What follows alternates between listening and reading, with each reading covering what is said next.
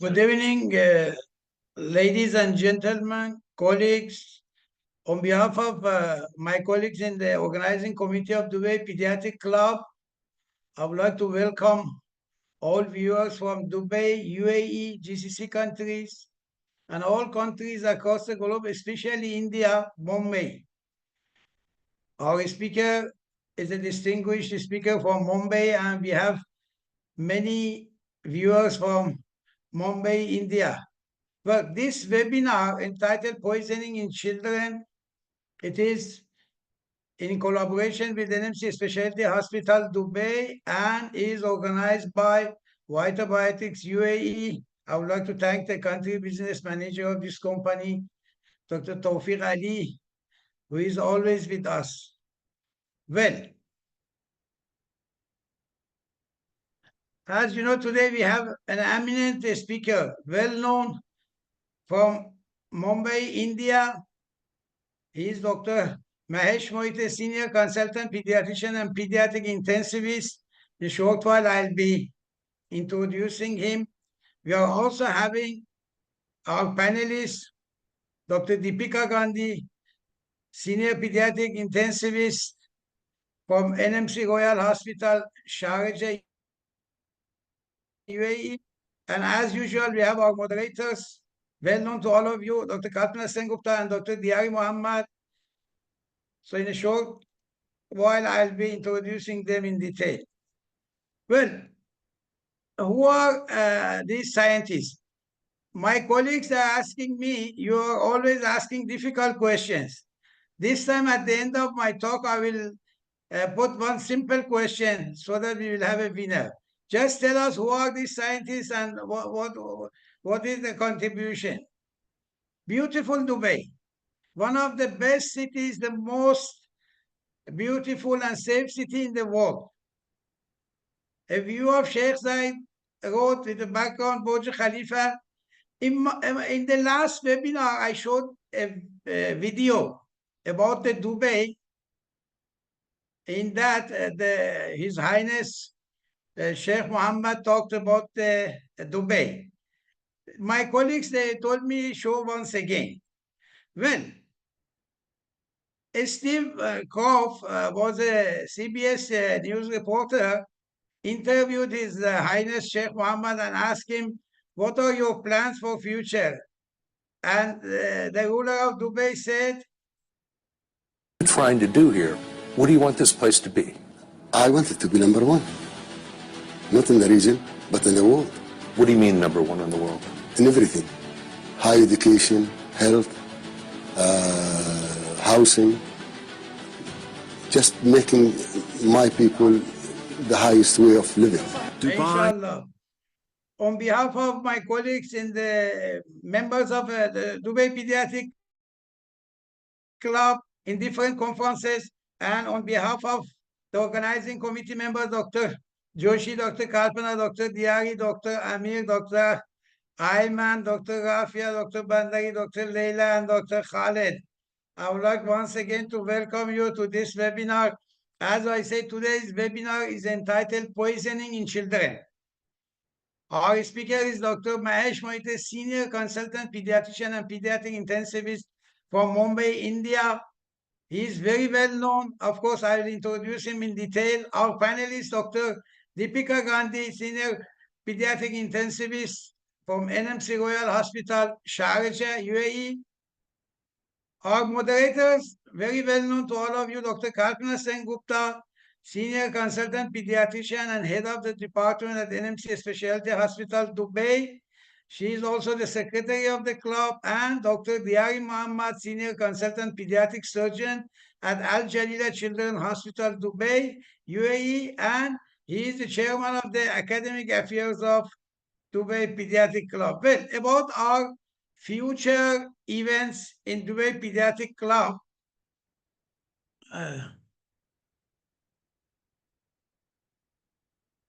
well, just a moment.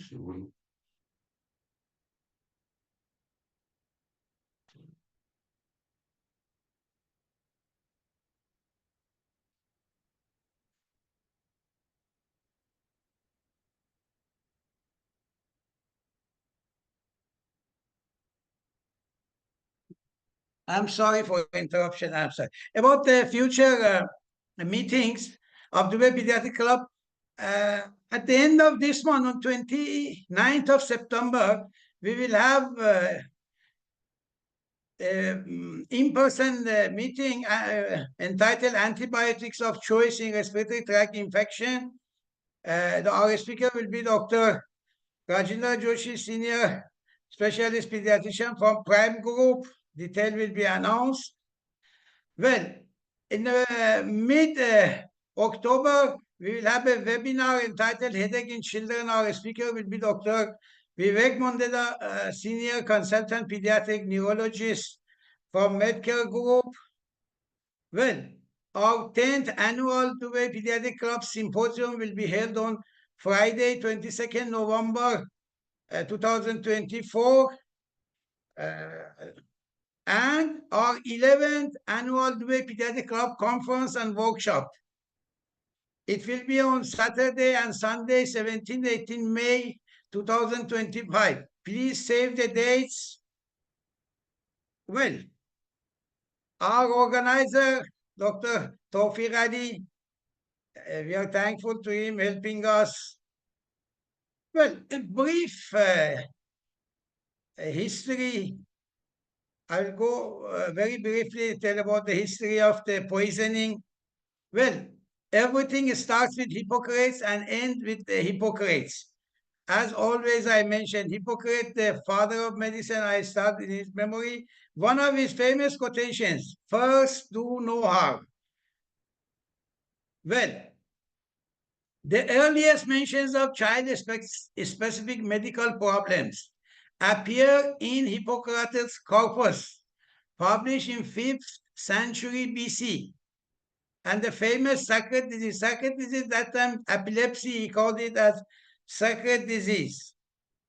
Well, Razi, the father of pediatrics, our last webinar was on monkeypox or mpox disease. There were a lot of discussion on differential diagnosis of monkeypox, chickenpox. Please note, the philosopher and physician Razi, sometimes called the father of pediatrics, published a monograph on pediatric titled Diseases in Children. Razi was a 9th century, please note, 9th century physician who first described the differences between measles and smallpox. Now we are having difficulty. 9th century, please. Well, one of my favorite quotations from Sir Isaac Newton. If I have seen farther, it is by standing on the shoulders of the giants. Very famous quotation. Well, poisoning goes back to Egypt.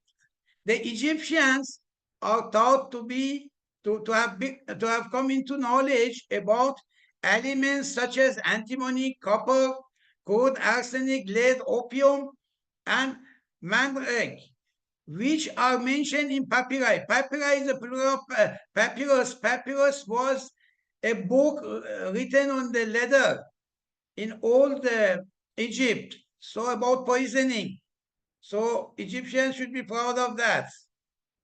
Well, coming to India, Sushruta, known as the father of Indian surgery, or rather plastic surgery, Indian surgeon, Sushruta defined the stages of slow poisoning and the remedies of slow poisoning.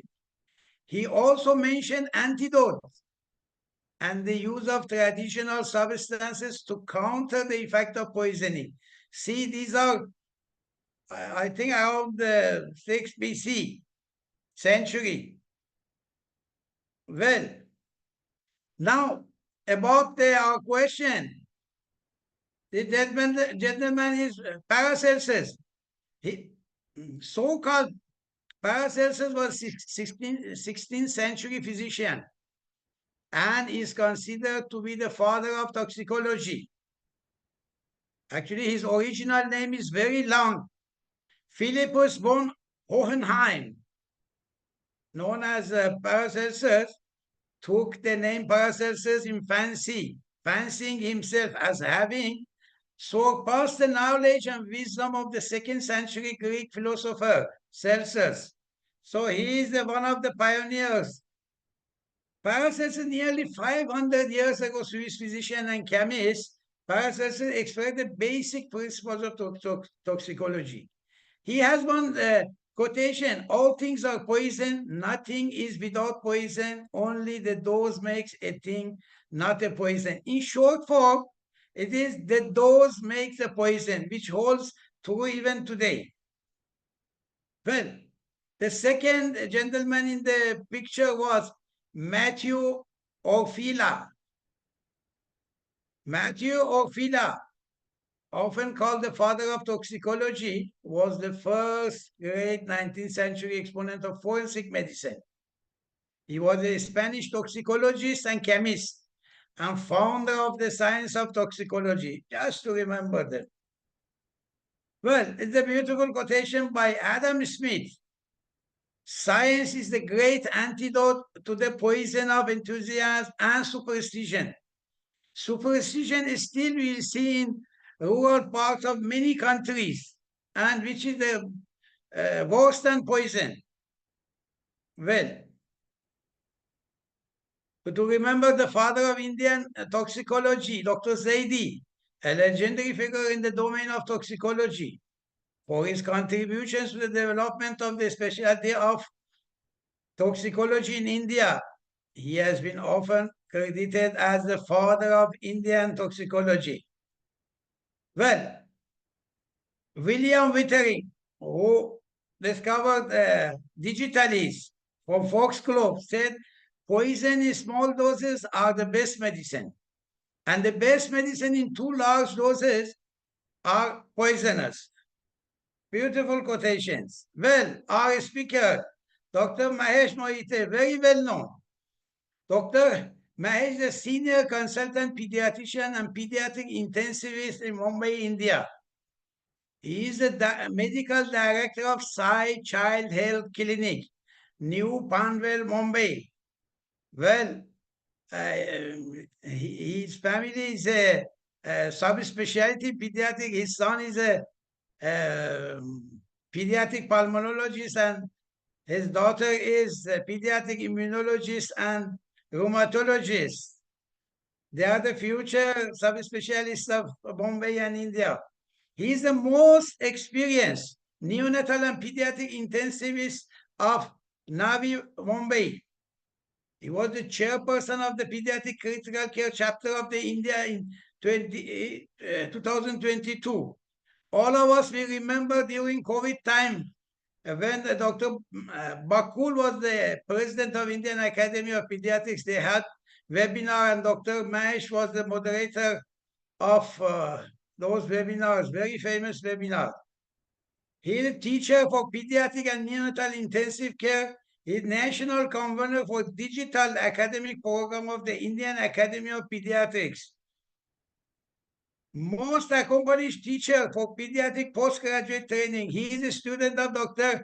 Amdekar, very well known in Mumbai and India for postgraduate teaching.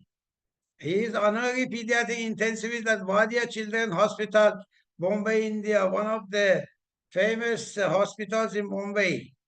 Well, here I would like to mention that Dr. Mahesh is one of the editors of the IAP textbook of pediatric ICU protocols. Here you see the name Dr. Bakul Parikh, one of the most active presidents of Indian Academy of Pediatrics. Other authors, Dr. Mittal, Dr. Mohite, Dr. Bansal, and Dr. Shetty. The first edition of this book was edited by our friend and colleague Dr. Parveen Khilnani, who is a member of Dubai Pediatric Club and one of the pioneers. So we remember Dr. Bakul also as a most active president of Indian Academy of Pediatrics. Well, our panelist, Dr. Deepika Gandhi, is a senior pediatric intensivist at NMC Royal Hospital, Sharjah. Well, Dr. Deepika is the editor of a book called Pediatric Intensive Care. You know who has written this? Dr. Raja. Dr. Mark Raja was the first pediatric intensivist at Johns Hopkins University Hospital in 1977. In 1987, after 10 years, he wrote the first textbook of pediatric intensive care. And now you see here, Dr. Deepika is a Asian edition of this, along with Dr. Kamat. With Dr. Kamat also, they have written a book, Pediatric Critical Care. So very important. Well, here I just, since we talk about the intensive stuff, India, I would like to mention the pioneers of Indian pediatric intensive care. Pediatric intensive care in India started in early 90s, almost simultaneously at 4 centers in north, south, west, by individual effort. The pioneering institution were at PGI Chandigarh, Dr. Sunit Singhi, my mentor, at Sir Gangaram Hospital, Dr. Krishan Chuk, at Hinduja Hospital, Mumbai, Dr. Sonu Udani, and at Child Trust Hospital, Chennai, Dr. Suchitra Ranjit. Well, they are the pioneer. Here you see Dr. Parveen Khilnani, our colleague, multi-talented. In the year 2005, pioneers, Dr. Singhi, Dr. Chuk, Dr. Udani, Dr. Ranjit, and Dr. Khilnani decided to form a pediatric critical care council with the aim to develop a one-year course under the aegis of Indian Academy of Pediatric and Indian Society of Critical Care Medicine. Let us remember them. Well, I am going to end the quotation by Gabriela Mistral, the Nobel Prize winner in 1948, about the child. Her article was today, many of the things can wait. A child cannot. To him, we can't answer tomorrow. His name is today. Well, I want to ask the viewers to identify 5 seconds. 5 seconds, you have time to identify this picture. Just write, who is that?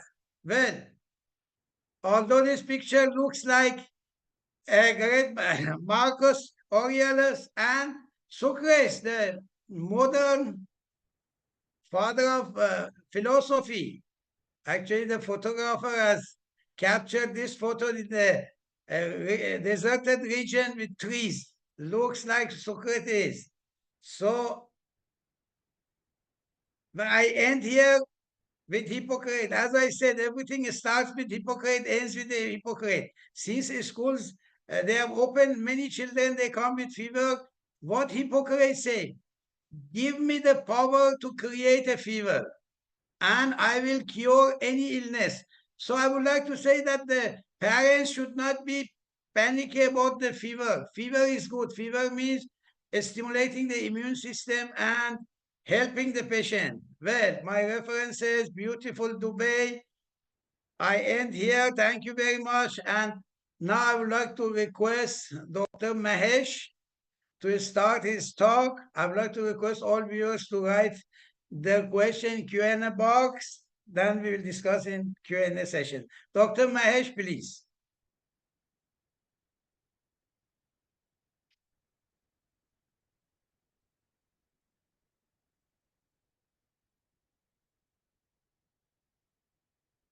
You are mute. You are mute, Doctor.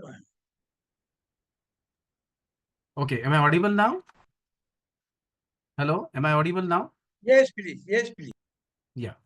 So thank you, Dr. Saurabh, for that wonderful preamble. So let me first thank the Dubai Pediatric Association for giving me this wonderful opportunity to present a little bit of my kind of a passion topic of poisoning in children.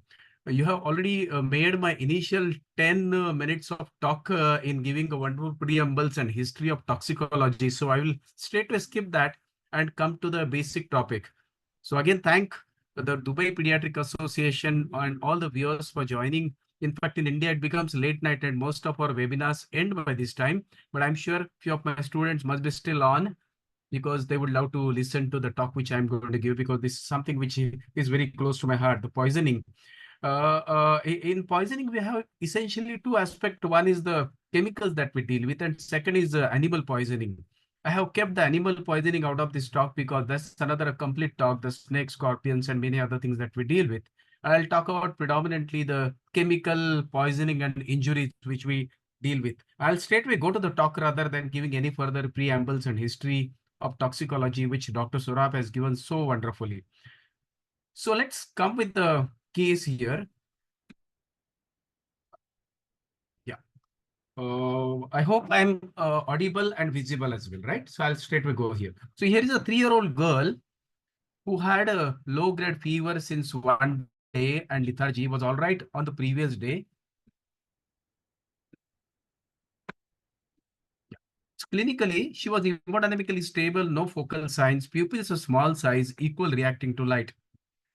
She was admitted and evaluated. Her primary investigation being a kind of a lethargic child with also fever. Her CSF was done, counts were done, they were normal. They were repeated after 4 days, still normal, and no clinical focus so far. Systems of biochemical parameters are normal. Her imaging was done, brain imaging on day 3, still that also normal. Drowsiness continued for day 5, and her GCS score was still lingering around 10, 11, and we didn't have any focus and reasonable cause. History was revisited almost 3 times by 3 different consultants, taking a separate history once again, but no clues. After repeated questioning, the father revealed mother's psychiatric treatment, which contained tablet clonazepam, which was 0.5 milligram. The child had consumed probably 2 or 3 tablets of that. This particular drug has a variable half-life, and at times it can go as long as 5 to 7 days, long half-life. The child had probably that. And child's urine revealed benzodiazepines on toxin screen. We just waited without doing any further, and child regained his consciousness and was successfully discharged on day 8 of his admission. So poisoning in children is not an uncommon thing at all. Rather, it's reasonably common pediatric emergency. And one of the Indian journals, Indian Journal of Pediatric, gives incidence as 7 to 8% of the total admission. I'm sure that's variable in various parts of the country and world over. Common as being the accidental pediatric poisoning, which is common between 1 to 5 years, but sometimes you may have suicidal and homicidal poisoning as well, and which subsequently may require even a mental health professionals kind of a help to take care of that. There are multiple kind of reports from world over. In Nigeria, this is from African countries, a 10 years review mentioning almost Mahesh, your voice, 0.8% of admissions. Yeah, is it okay? Voice is okay? it's Hello? okay. Now okay. Yeah, okay, fine. Now okay. Yeah, yeah. Yeah, there's some internet disturbances coming in between. What I do I can just stop my video for the timing, and when we discuss that, I will put it on. So you'll get a better one, right? So this is a study from Nigeria which says almost 0.8% of admissions are due to poisoning. More than half of them being below 5 years, so obviously accidental. More than half are males, most at home events, and organophosphorus and kerosene being the most common in this African country. This one, another from India, another reference, which is from a medical college teaching institute, which says almost 1.5% of admissions are due to poisoning. This is more common in the later age group, the adolescents, and organophosphate being very common in that particular population. This is a 1-year review from United States, where alcohol has been a most common agent in the emergency department, and drug overdose being the most common reason for this intoxication. Household cleanser detergents, again in a smaller children, are common, and unidentified agent contributed to almost 25%. That's a big number. So what are the common agents that we'll deal? In a pediatric patient, commonly they are the household agents. So it could be any medicines which are kind of loosely kept in the house, or insecticide tins, or fuels, or oils. Usually in the accidental poisoning, it's a single agent. When there is a homicidal or suicidal, it could be multiple agent. But this particular statistic given at the bottom is very interesting. In accidental cases, almost 82% times, they are non-toxic exposures. You suddenly get a call at frantic night at 10:30, 11 o'clock when you're retiring from your work, and doctor, my child has consumed some mosquito mat or something, and they rush to the hospital. We need to understand which are non-toxic poisons as well, a kind of non-toxic agent, which we can just wait and watch and don't do anything. So 82% time they are non-toxic exposures, 17% time they're toxic exposures, and only one time they are severe toxicities which have potential to have fatality. So common toxic exposures that we see in India are kerosene and hydrocarbons, household product like insecticides, caustics, camphors, and naphthalene, medications which are opiates, barbiturate, aspirin, benzodiazepines, anticonvulsant. And so all those medications which are taken by elderly and maybe kept loosely at home. Plants and plant product, we do see often some majority in the semi-rural or rural areas. Herbicide, pesticide, insecticides are really a killing ones and the more dangerous ones. Again, see in the semi-urban or rural areas. Carbon monoxide more in the urban area, and food poisoning. Carbon monoxide is more common in the Western world. I'll come to that in a later part. And of course, food poisoning, occasionally we may see those kind of patients as well.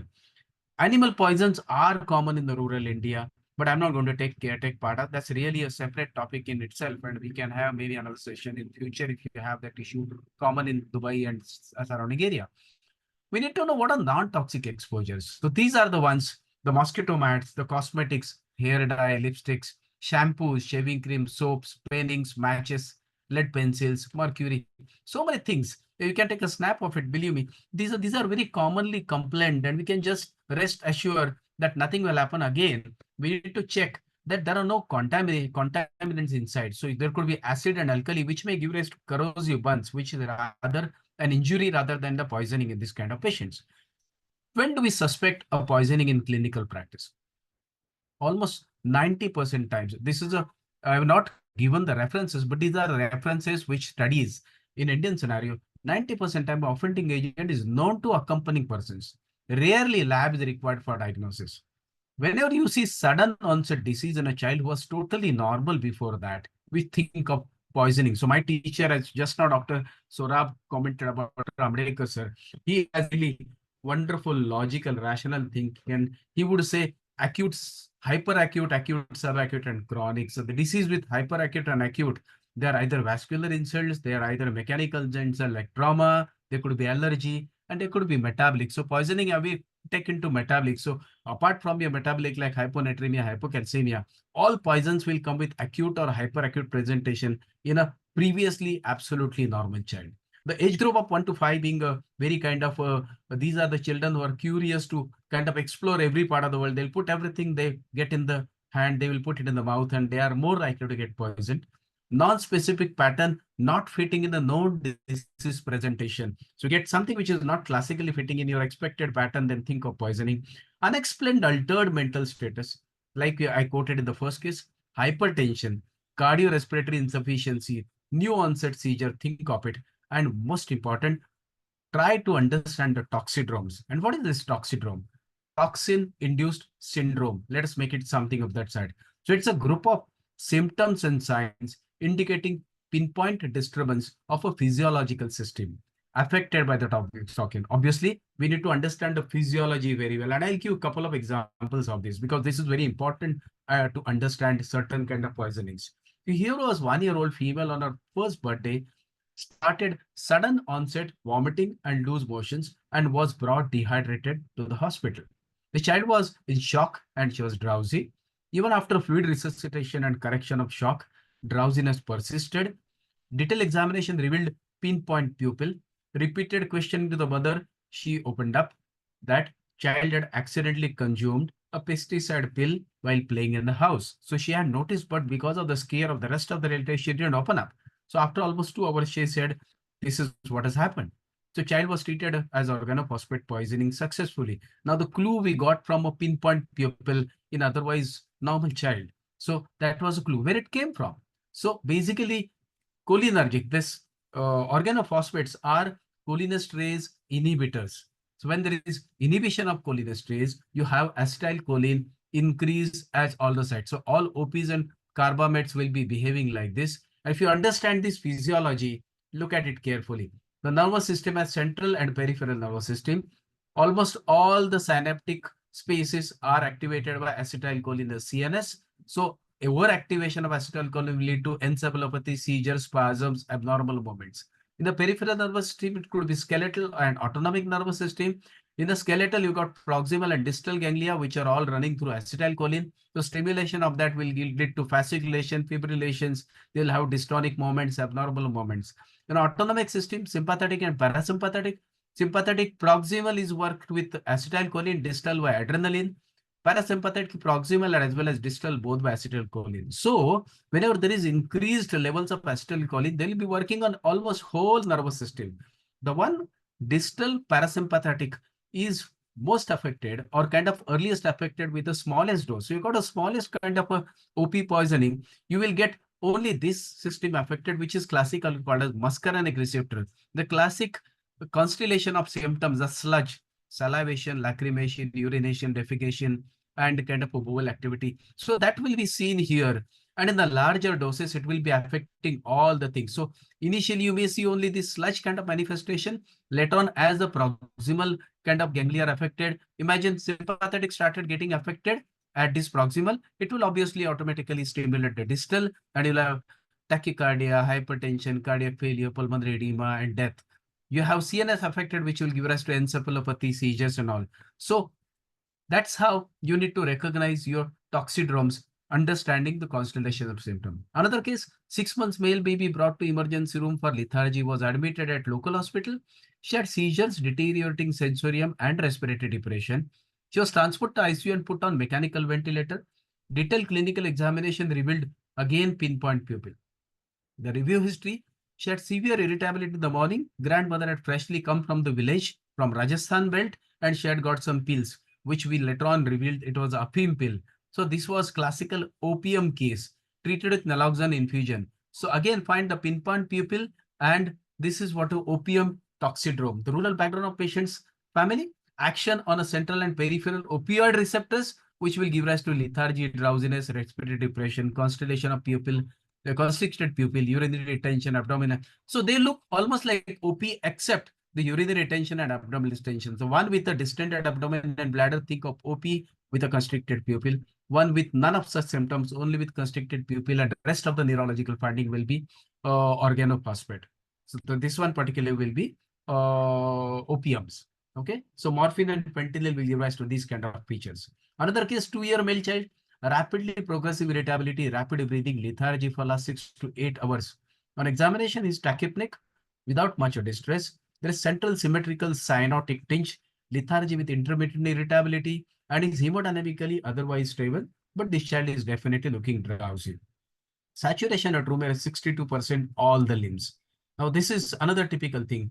The first evaluation, obviously, in such case, you will be giving oxygen to this child, and you will check his ABG. So obviously, this child's ABG was collected prior to even given starting oxygen. And this is what we got. pH was 7.2.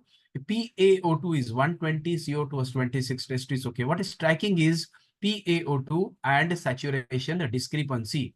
So PaO2 will tell you the plasma dissolved oxygen, and SpO2 will tell you hemoglobin oxygen saturation. So when you say this kind of a discrepancy where PO2, at this PO2, I expected a saturation to be 100%, if not, I mean, at least 95% above. But here I'm seeing such a discrepancy that tells me it's a abnormal hemoglobin, a classical manifestation one would see with methemoglobinemia. And then again, we revealed that he had consumed some accidentally dapsone tablet home, and this is what a manifestation. So you got toxidromes of various kinds. You can have organophosphates, atropine, then you can have, that's a belladonna, you can narcotics, aspirin, benzodiazepines, all kind of toxidromes are known. One should have this kind of a chart in their PIC or emergency room so that we can easily recognize those patients. What is essentially, once we get this patient from, we go to the detailed history and we want to know certain facts about this particular patient. If you're suspecting kind of a poisoning, what is that? First, can you find out what poison exactly from the history or from the clinical constellation of toxidromes? Time since ingestion, because certain toxins will have, like say paracetamol. Earlier, they'll have very high levels in the blood, which is very toxic. As it goes beyond 8 hours, 12 hours, 16 hours, then the toxicity level will go down. Total amount taken, again, that comes to how high the levels will be achieved in the plasma and will cause tissue damage. Route of exposure. There are certain toxins which are only one single kind of route, but something like organophosphate has literally oral, rectal, skin, conjunctival, inhalation, all routes can be possible in organophosphate. And it's very important, once you see this kind of child, get him out of that kind of a exposure. First, take him to a different room, remove all the clothes, clean the skin with the soap and water to remove whatever contactants or whatever level of organophosphates are still lying on the body. Progression of signs and symptoms are very important. Typically, we see in kind of a cred bites where we have very typical classical presentation on the history. Coexisting disease, because certain comorbidities will have effect of certain toxins exacerbated, and we may have to really be giving a higher level of intensive care. Lab support rarely help you in a diagnosis as well as management in initial phase. Majority time diagnosis or toxins from the history. So rarely you need lab required for diagnosis. We do preserve the blood, urine, and gastric aspirate for the forensic results. Serum biochemistry, serum system parameters to know extent of damage and level of support needed. So rarely for the kind of as a first case, as I told you, we ultimately send the urine sample where we got a benzodiazepines in that. So Toxo A and Toxo B, the groups are available in Mumbai, I think in Hindujal. Rarely we really require, because by the time we get those reports, the patient is already kind of decided which way is going to go. Lab support, rest of it, obviously the intensive care related labs, we are going to do the anion gaps, the ABGs and electrolytes and the rest of the things. Sometimes in X-ray, we see radiopaque poisonings if you're suspecting iron or something like lead, heavy metal and all. Plasma RBC cholinesterase, rarely we do again for organophosphate. Yes, it is important for monitoring the progression and kind of recovery of the OP cases. So labs are rarely useful to your diagnosis and management. Majority times it's a clinical diagnosis and kind of a follow-up. Now, how do we manage them? There are clear management principles. Primarily stabilize the airway, breathing and circulation on the intensive care ground. Emergency specific antidotes if it is available. Now, this is one condition apart from anaphylaxis. If you have a specific and life-saving antidote, then give it even before airway, breathing, circulation. These are two exceptions to the rule of ABC, where drug will come before ABC, anaphylaxis and poisoning if you would have a specific antidote known. Poisoning specific supportive management, which is generalized to all the poisons, and that will involve these 4 or 5 points. Removal of poison from the GI and decontamination, prevention of absorption, rapid elimination of poison from the body, specific antidote if available, and then supportive measures till the effect of the poison is present. Let's go through one by one and find out what is the present evidence for that. Removal of toxin, considered only if the patient comes early after ingestion. The yield is hardly about 30 to 70%. It's very variable depending upon how early the patient has reached you. There are two ways they do it, emesis and gastric lavage. I will not take emesis at all because we have stopped doing it almost the last 15 years and world kind of evidence is strongly against it.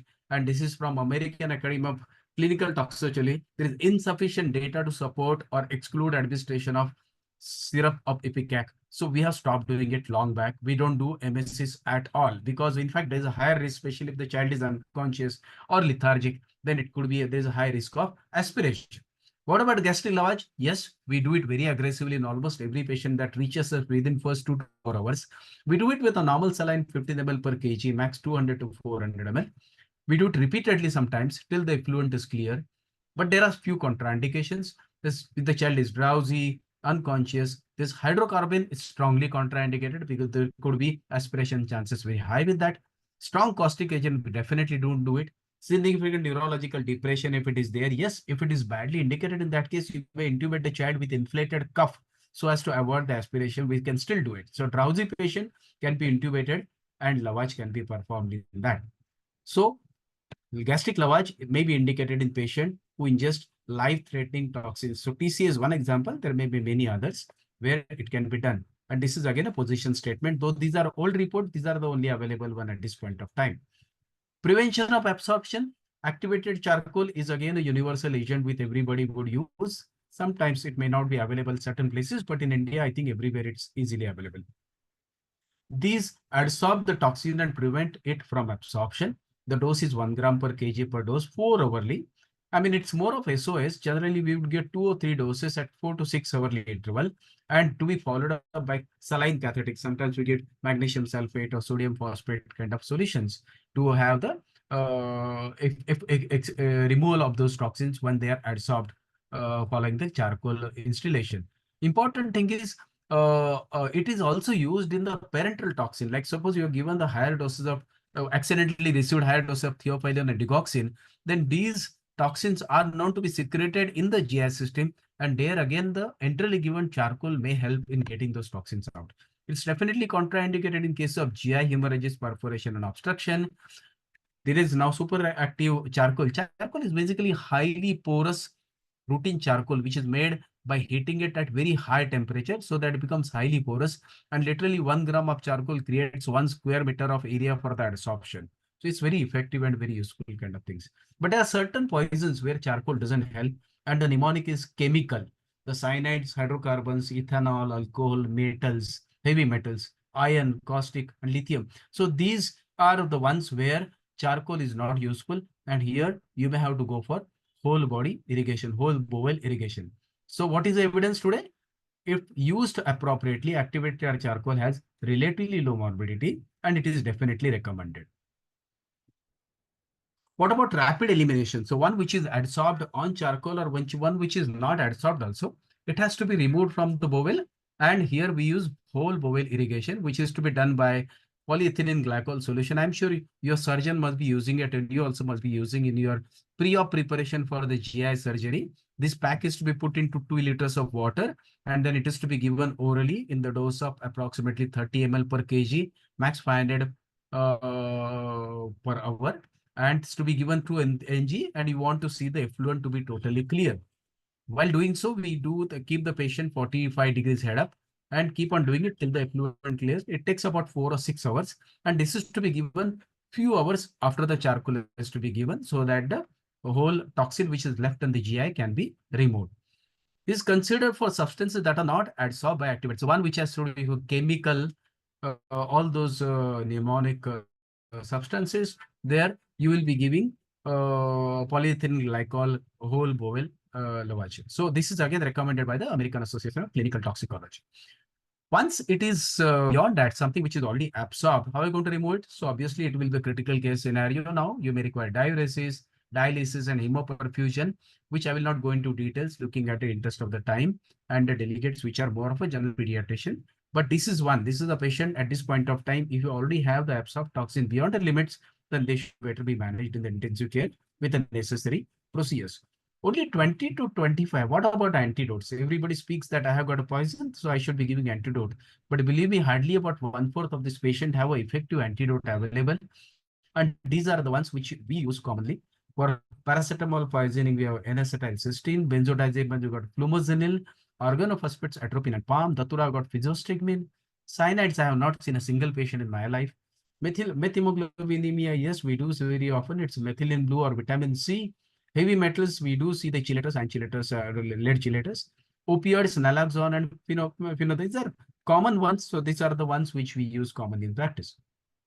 Let's go through few common poisons that we see in clinical practice. See, here was a 14-year-old girl who was brought early morning with vomiting, drowsiness, perspiration, excess salivation, involuntary movements. A classical toxidrome by this time you must have recognized of a organophosphate. And by her side in the bed, at a bedside, half empty can of chlorpyrifos, that's a OP, was found. She was brought in a compensated shock and a pinpoint pupil. So classical toxidrome we are already seen. This is I would say in a semi-urban and rural area, it's very common because of these are the farm insecticides and kind of pesticides which are commonly used. It's accidental consumption many times. Inhalation from the farm sprays are also known, and suicidal consumption by adults and adults is seen. Pathology, as I said, is a cholinesterase inhibitor, so increase acetylcholine levels at all spaces, and this diagram I already shown. So you will get the muscarinic effects and the nicotinic effect of the OP, and that is how this patient presented. The cholinergic oral stimulation, which is nicotinic, muscarinic, I told you about the salivation, lacrimation, urination, defecation, and GI cramps, which is sludge, and severe intoxication. So once it comes on the proximal synaptic things where sympathetics are affected, you will see tachycardia, hypertension, pulmonary edema, cardiac arrhythmia, and if not treated adequately, then they will die. So severity staging is available for knowing and following the progression of the case. And there could be few tricky situations. So this very interesting case is about 80-year-old boy was brought to us with some flickering moments on the leg and the tongue. And the parents were confused what's happening. And almost 2 or 3 days, we are observing this child. On the second or third day, one of our consultants went through a detailed examination and found the pupils are very, very small. We're not knowing any cause for it.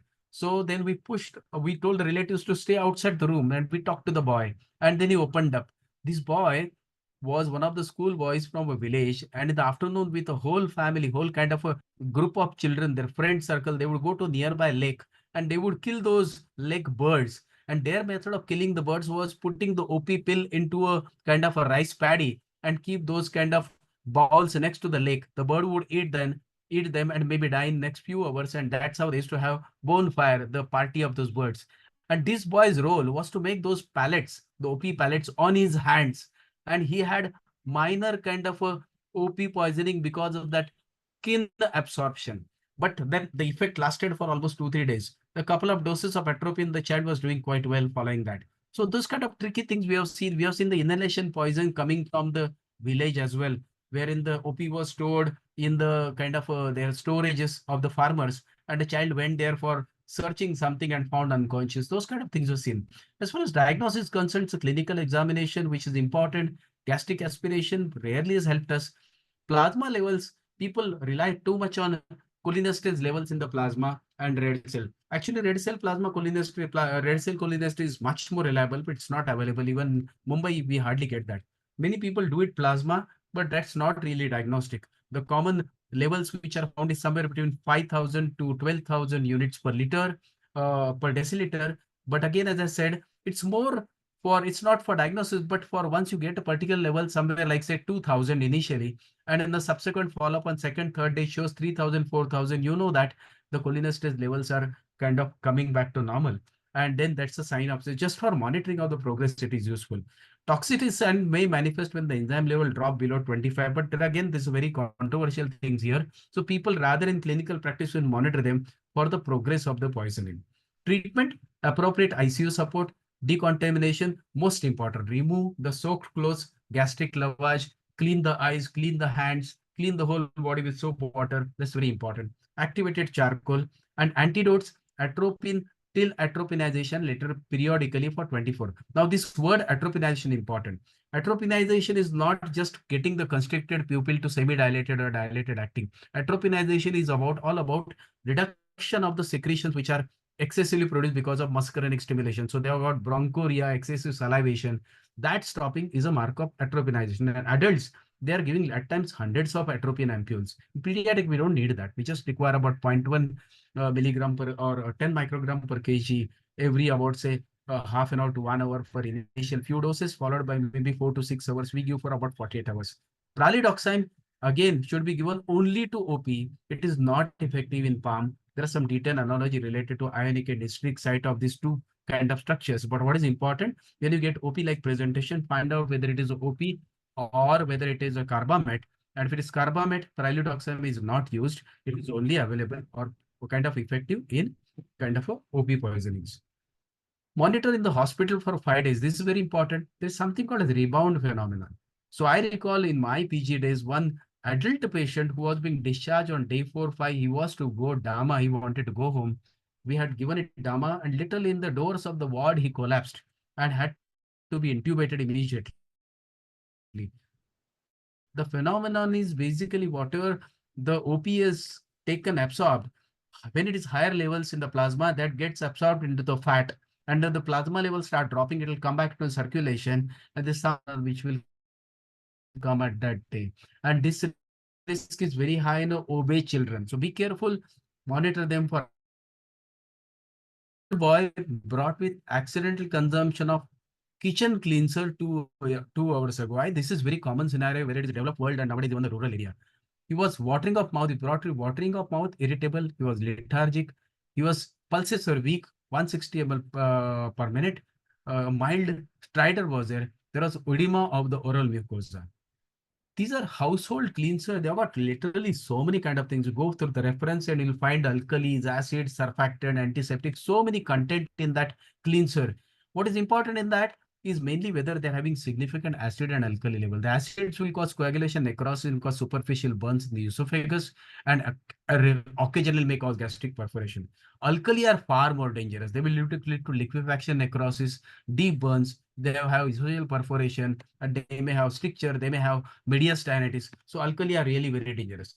General management principle remain the same. Specific management may vary according to content of the cleanser. But again, note it's acid and alkali which are most dangerous. Rest may not be really that kind of effective or kind of toxic. They will rather lead to injury than the poisoning. This kind of agent will give rise to injury rather than poisoning. How do you support? How do you treat them? If they require, whenever required, you need to give oxygen. You may need to give SOS IV fluids. Monitoring is very essential, is important in first about 12 to 24 hours. Why? Because of this. Many times they are brought with some mouth edema.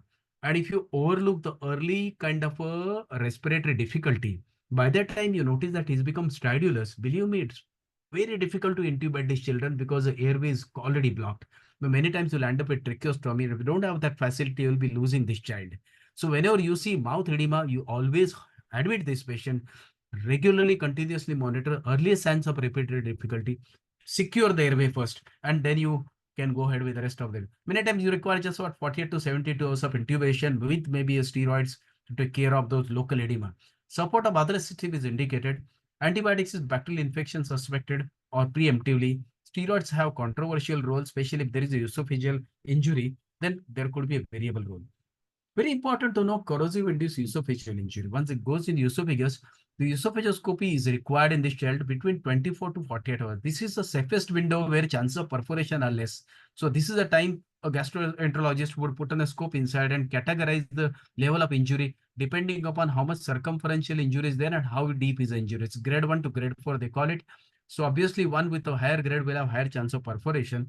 Another advantage of doing scopy here, if you're having a significant injury, then one would negotiate a NG tube under vision into the stomach, and you'll keep this child feeding through the tube for next 4 weeks. The injury is so severe, the next 4 weeks it should be on NG tube, and after that you do a dye study to check how much is the obstruction. If there is obstruction, you may have to do a regular balloon dilatation to take care of that.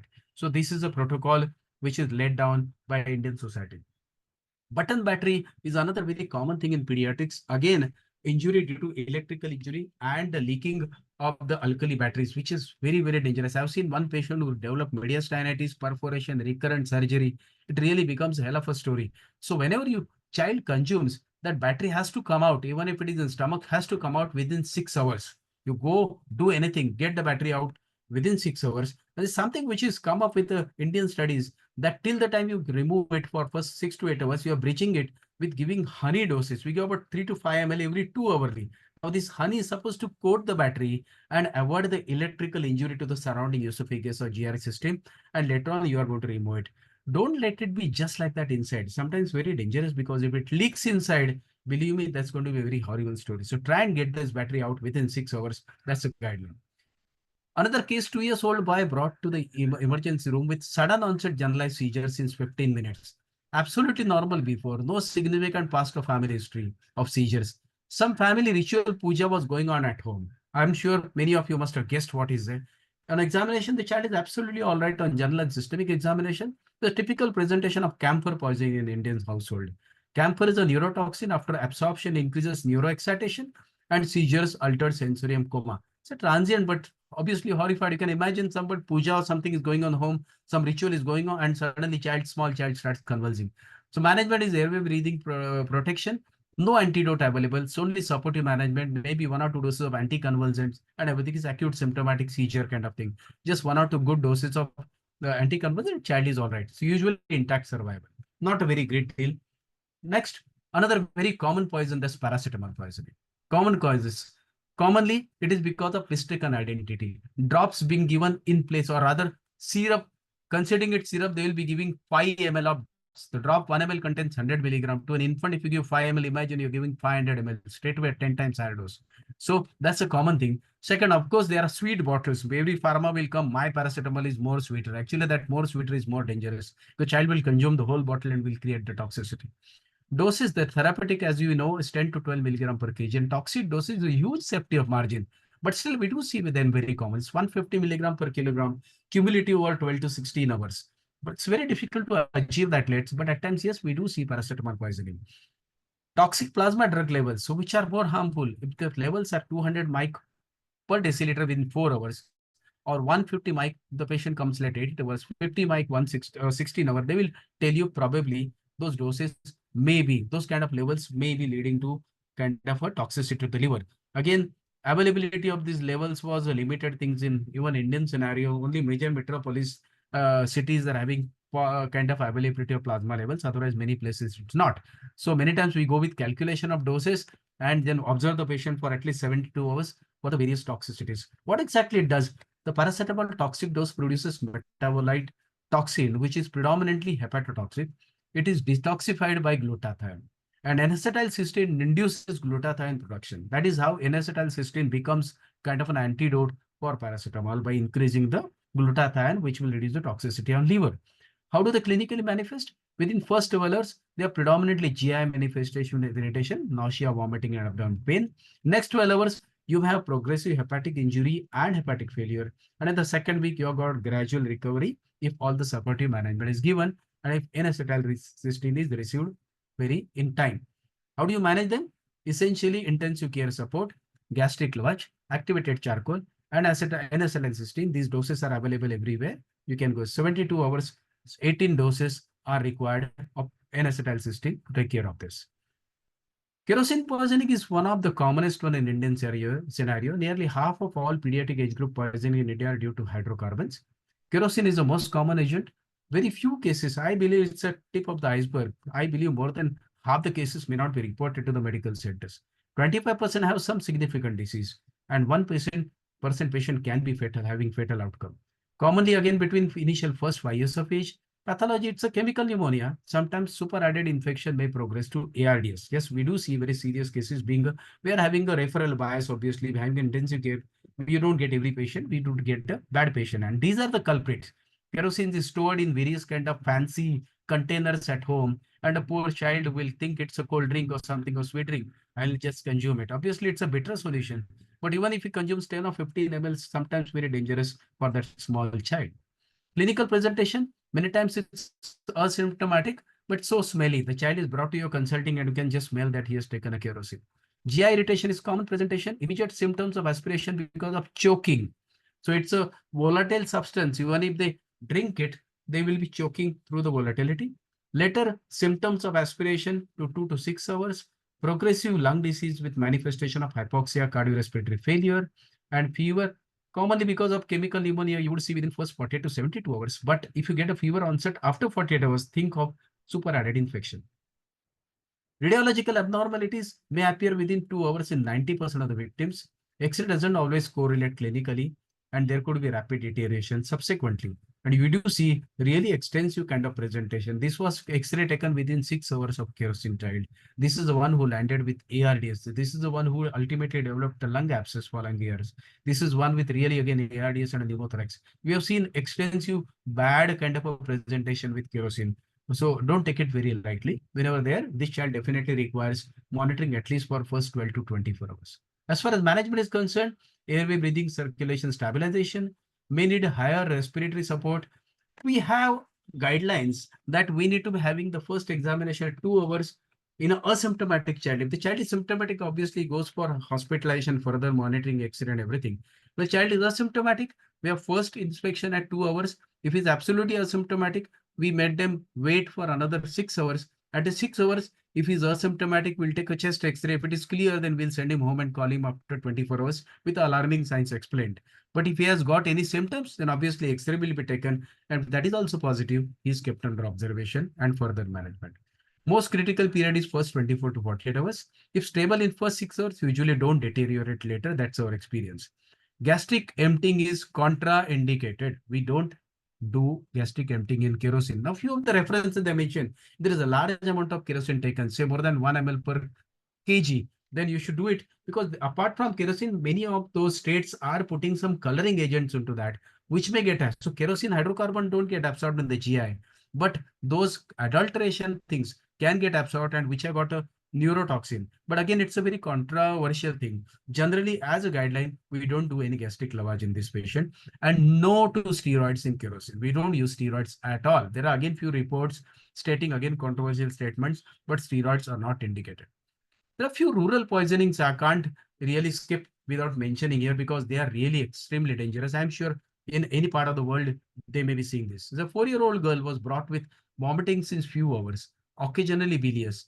Blood tinge vomit last 2 times. History of unknown consumption at a neighbor's home. He was admitted to local nursing home. He vomiting continues for next 3 days.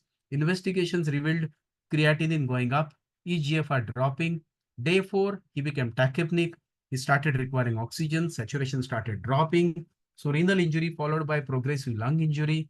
He started on oxygen nasal cannula.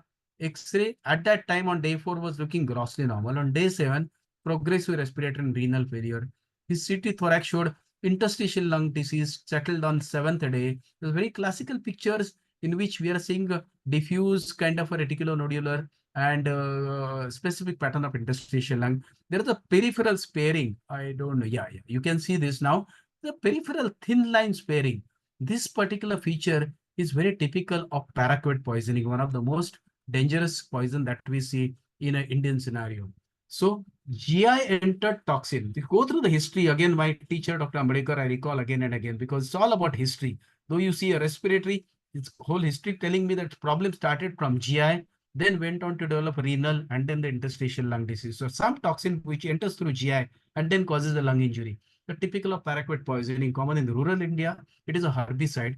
So very poor prognostic condition. Prolonged respiratory support may be required. At that time, they have ventilated their children for 1 month, 2 months, but ultimately mortality is almost above 90 to 95%. So immunosuppression, immunomodulation, hemodialysis, plasma exchange, everything has been, people have tried, but mortality is very high in this case. Usual course is very progressive. Lung transplant has saved few patients. Another case, 8-year-old boy. I'm sure this you will be seeing. You are in Dubai, in India, in US, everywhere. 8-year-old boy rushed to the hospital unconscious with rapid breathing. He needs intubation for shock. His saturation 94% at room air. He had history was showing he had gone to take bath in the morning, and since no response from the bathroom, mother called somebody and they broke open the bathroom and where they found his child unconscious. Typical story of a gas heater geyser leak of carbon monoxide. Very typical of it. Co-oximetry confirmed that the carbon monoxide levels were 25%. Renal parameters by that time had drained. This is about 6 hours later, needing renal replacement therapy. ECG also showing ischemic changes. Child immediately shifted to center where facility for hyperbaric oxygen was available, and it could be salvaged after 1 week of treatment, but had some neurological sequelae by that time already left. So carbon monoxide poisoning is common in developed world, and 50% fatality of all poisoning fatality. This is a US report, one of the US reports saying 50% fatality, probably because the patient reaches the hospital late. Situation, accidental leaks in a gas heater or a trapped in house fire is another very common scenario. Pathology, carbon monoxide has got 200 times higher affinity for hemoglobin than oxygen. In presence of carbon monoxide, oxygen has more tight binding to hemoglobin, thus less release to tissue, and mitochondrial failure of oxidation metabolism, oxidative metabolism. So there is no oxygen. There's a lot of oxygen with hemoglobin, but the no oxygen released to the tissue. That's how they suffer, and they will lead to anaerobic metabolism, acidosis, and progressive organ failure. So clinically, they have effect on very active tissue like neurology, the renal, the cardiac, and subsequently all organs, and will lead to multi-organ failure. Evaluation. Pulse oximetry, unfortunately, cannot differentiate between oxygen and carbon monoxide. So you'll see the normal saturation in this child. But there are modern pulse oximeters, and of course, many ABG machine will have co-oximeter available with that, which will detect the CO levels. Though normally, when the carbon monoxide level is more than 4 in all children or more than 10 in the smokers, it is abnormal. And carbon monoxide more than 20 in adults and more than 15 in children is life-threatening. So be careful about these numbers and take or remember these numbers. These patients, when they are brought to you, they are tachypneic, distressed, saturation normal, and they are flushed. Typical reddish hue is there to the skin and face. That's a very typical story, and especially on the background history that he was found in the closed trapped room or kind of burnt room or firing room. Think of this condition. And their hyperbaric oxygen given very aggressively very early only can save these children. Treatment, of course, is supportive. And hyperbaric oxygen, how it works? Half-life of carbon monoxide at room air is almost about 6 hours. At 100% oxygen, it is 1.5 hours. And at hyperbaric oxygen, it's only 23 minutes. That's how the hyperbaric works. You will get that CO2, the carbon monoxide washed out from blood, and the child will be saved. So patient recovers completely if treated early. Another case is a 15-year-old village girl taking treatment for depression for last 3 months. Is brought with sudden severe breathlessness. On examination, she is in cardiac failure with shock. Is resuscitated with invasive ventilation, noradrenaline, and dopamine. So refractory shock-like condition she had come. There's a poor response to that treatment as well. Circumstances suggest your poisoning because it's sudden onset, acute development, and she is not on those kind of drug which would give rise to this. Silver leaf testing is done. Certain states of India like Rajasthan, Haryana, the northern belts, this kind of poison is very common. So they would do silver leaf testing, which is nothing but silver nitrate impregnated paper on which the gastric fluid is put, or child is made to breathe on that. And this is basically aluminum phosphide poisoning. And phosphine gas is produced after this aluminum phosphide comes in contact with water or gastric juices, and that phosphine gas is causing all kind of poison. So once this phosphine gas comes on silver nitrate leaf or paper, the leaf turns dark. That's a diagnostic test to confirm this poisoning. So aluminum phosphide, which is actually a pesticide, it's a common suicidal poison or homicidal poison in village households in northern India. AP contacted with moisture or gastric releases phosphine gas, and phosphine gas leads to mitochondrial injury, energy production failure, major effect on cardiocirculatory system. The presentation is refractory shock, management, gastric lavage, activated charcoal, circulatory support, ventilatory, many in VECMO. Recently, there's a big study published from the Ludhiana, one of our colleague, Dr. Meg Bansal and his group, and they are showing a good response again to ECMO and all. So definitely there is some good, provided the patient comes very early. There are many more home poison that we see, the various medications that are left here and there, benzodiazepine, the antihypertensives, antipsychotics. Again, you'll have to go to the toxidrome, the beta blockers and all. We do see a lot of thyroxines, all those tablets which are chronically taken by the patient. They may be casually consumed by the child, and you will find. We do see a lot of animal envenomation in India, snakes, scorpions, sting poisons, and anaphylaxis from sting and bites. So we need to think of prevention of poison. How do we do it? So 6th November is a World Poisoning Prevention Day, on which by WHO. And in the US, there is a 3rd week of March, which is the National Poison Prevention Week. So this is basically to promote the kind of a awareness about poisoning prevention, especially in the children, and various activities are run. In India, we do follow the 6th November as a World Poison Prevention Day by WHO. So all these things need to be avoided in the house. The freely left kind of a small cabinets where child can easily reach. Be extremely careful that one in India, we have those on the highways. There's a big board called as Nazar Hati or Durgatna Ghati. So this is classical example. 1 minute you leave that child unkind of a supervised, and you may deal with a very serious catastrophe. So be extremely careful about it. So various kind of risk scenarios which are likely, which should be avoided in a kind of a household.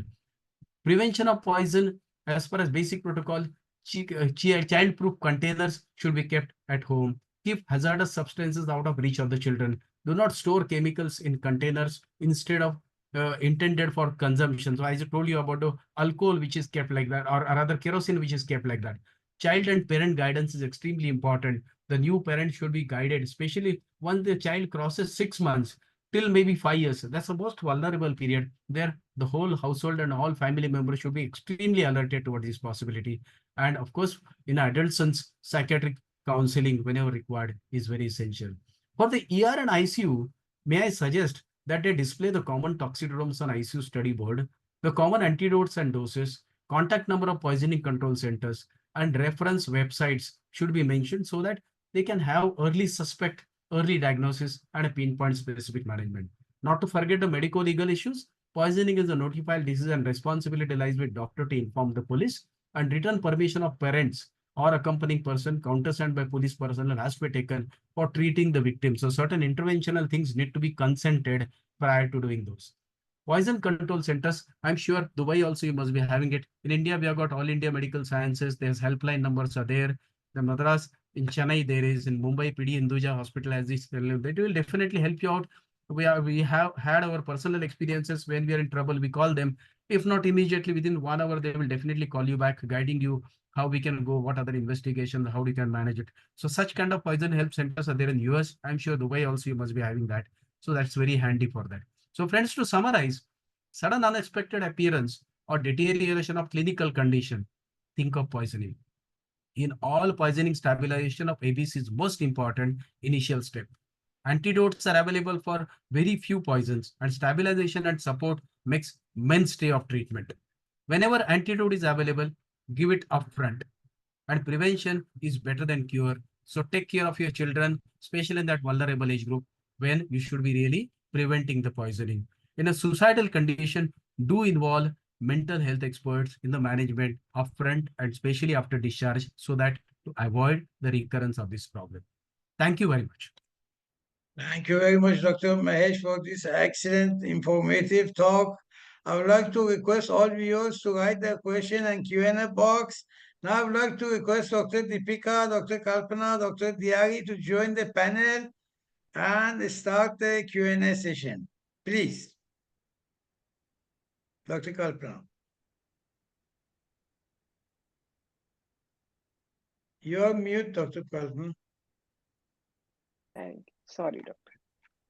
Thank you, Dr. Mohite, for this wonderful overview of poisoning in children in such a short span of time. You have touched upon a lot of data.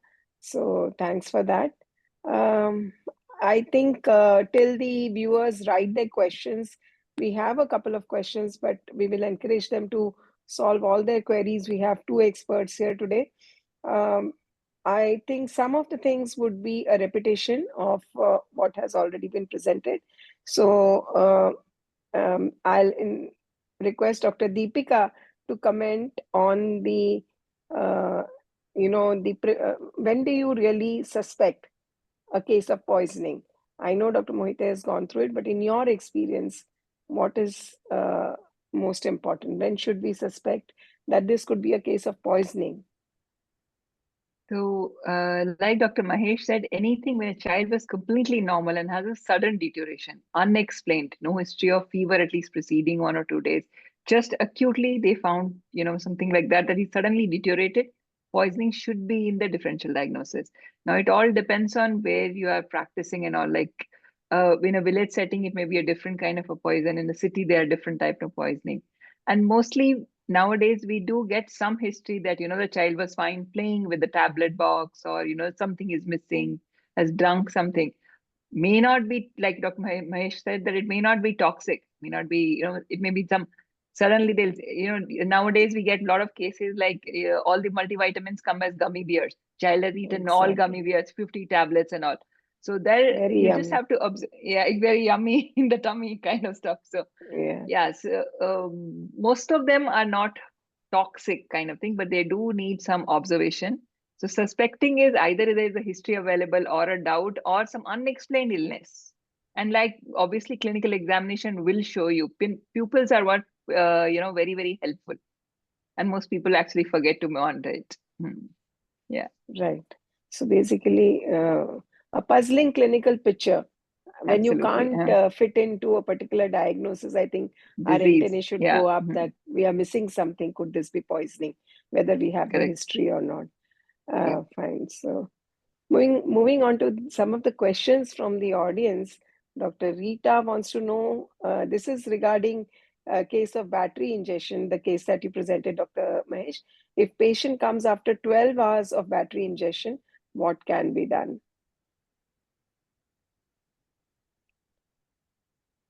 Again, the attempt should be made to remove it as early as possible, but I'm sure to arrange a gastroenterologist and arranging everything may take another 12 hours. So till then, keep giving honey. Now, there is a study which is on this, and this has recently come up in the literature, that they would give 5 ml honey every 2 hourly. Now, idea is basically this honey will coat that battery and reduce the electric current causing injury to the GI. So that's one of the ways. And meanwhile, you arrange. So what happens sometimes, that battery is already gone into the small intestine distally, and then it becomes very difficult. So not that every battery we could retrieve from above. So when it's gone beyond and 24 hours and all, we have left it, and many times in 48 hours, nothing has happened. It has come out intact from the other side. But whenever there is an opportunity to get it out, so you can see it in the stomach and you can get it through the scope, you better put the scope and get it out, because very unpredictable scenario. It opens inside, it leaks inside. Believe me, one of my patient who came after almost 36 hours, and that in the upper esophageal sphincter, and it had started leaking. And this child later on developed mediastinitis, he developed strictures, he required recurrent surgeries, and still suffering. So after almost 3 years, still not totally out of it. So kind of a potentially very dangerous condition. So try and get it out whenever there is an opportunity. You don't allow it to be inside. Right. Maybe Dr. Diari would have experienced some cases like this. Last month, we have 2 cases of battery ingestion and stuck in the esophagus. One of them already having a tracheoesophageal fistula. The other one, there is a minor leak, which just 2 weeks back, and then she's on NG feeding. Maybe sometimes we have to do gastrostomy when there is a esophageal fistula, then gastrostomy will help them for feeding and some PPI to prevent reflux also. The other question which they mentioned, the 12 hours, as I feel that they were thinking that it passes the esophagus and the stomach, it's in the small bowel. In the small bowel, you have just to observe with the X-rays every maybe 8 hours till it, if it is moving and passing, then you cannot do anything. But we also have 2 cases, it was stuck in the mical diverticulum, which causes perforation. So if there is any anomaly of the bowel, it might stuck there and causes perforation. The interesting point you brought, Dr. Dairy, just one comment here. So I recall one child where the battery was there, not moving after 4 or 5 days. Not actually battery, it's another kind of a foreign body. So we waited, it will come down. 5 days, 7 days, same position. So we did a scopy, we did in fact dye studies, and there was actually a obstruction or partial obstruction at that point, which was a band which was causing obstruction. So if a particular foreign body is not moving further, then think of pre-existing abnormality, which is not allowing to move forward. So that again becomes a kind of an indication for going ahead and removing. Yeah, we have a patient which an X-ray taken in another place, 1 month, the battery stayed there 1 month. And then when I opened, I suffered to open it, it was in the cecum stuck submucosally. It was not perforating, but it was stuck because it eroded the mucosa and it covered. So, and you know, nowadays it is a very really cheap batteries. If they are original good batteries, they might not leak. But the cheap batteries, they will leak in a couple of hours. Yeah, that's another problem. Right. In relation to this, my question: all types of honey are useful, or only Manuka honey? All types of honey. No, they are not given the production source of it. They said honey, but we have tried it, believe me, and fine. Exactly. It has reduced it. Yeah. There is a question regarding honey and the anesthesia, which we don't feel that this honey will be absorbed quickly. It is not a food or something like that to prevent anesthesia or sedation for the GI. No. I mean, when they don't do the, yeah, still we can give. Right. In relation to the paracetamol poisoning, there's a question that is it true that lifelong accumulated dose of paracetamol equals 30,000 milligram? What happens then? Does it cause chronic liver failure? The half-life of paracetamol is 8 to 12 hours. So if you keep giving every day one dose lifelong, it won't cause any problem. You give one dose every day for whole life, it won't cause any problem. Okay, half-life is, I mean, by that time it's washed off. I'm talking about that dose of 150 milligram cumulative over 12 hours. Okay, then it becomes toxic because then the plasma level, it's all related to plasma level. So whatever I said, at 4 hours after consumption, if the level is 200, at 8 hours is 150, and at 16 hours is 50. When I say 16 hours 50, means at 8 hours or 4 hours, it was 150 plus. So that peak is causing the problem. So you give one dose 20 milligram every day, give it for a month or 2 months. Next, after 8 or 10 hours, it's going to be 10. That's not going to be harmful. Your liver has enough of that glutathione to take care of that toxins. Okay, you are giving that bulk wherein the toxin cannot be taken care of by normal liver. Okay, and then that is going to cause a problem. So giving 30,000 over long life, nothing. I'm sure many children must have consumed that. I don't think it's going to cause a problem. Okay. About the paracetamol poisoning itself, is there any genetic, contribution to which child will show poisoning effects even at a lesser concentration? Is there anything like that? And secondly, do we have to wait for these levels? We can't. Most often we send the levels, but we don't get the reports that quickly. So once we have the accumulated dose, do we have to wait for that limit to start an acetylcysteine, or can it be given? Not obviously not at a very low dose, but something close to that. So I think both the panelists can pitch in.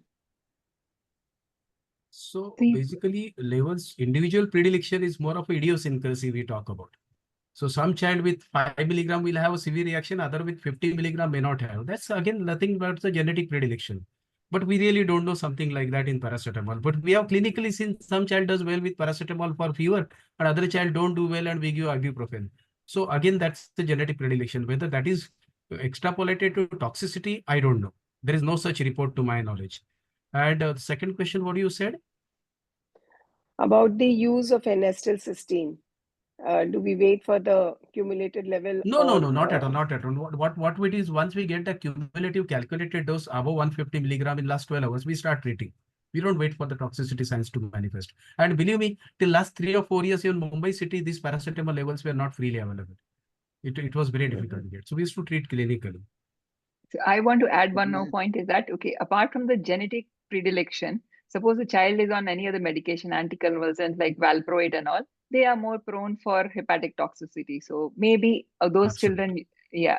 So Absolutely. you have to be careful. Dr. Mahir, just a question before finishing the paracetamol poisoning. Now, if the patient comes after 12 hours or after 18 hours, we have to go for lavage and then for charcoal, activated charcoal and acetylcysteine? My next question, the acetylcysteine, only you can give it oral or IV also, or start IV better than oral? What's your... Both are equal. If the child is having some contraindication for oral, then you will give IV. The doses are slightly different. It's 100 milligram per kg followed by 50 milligram every 12 hours.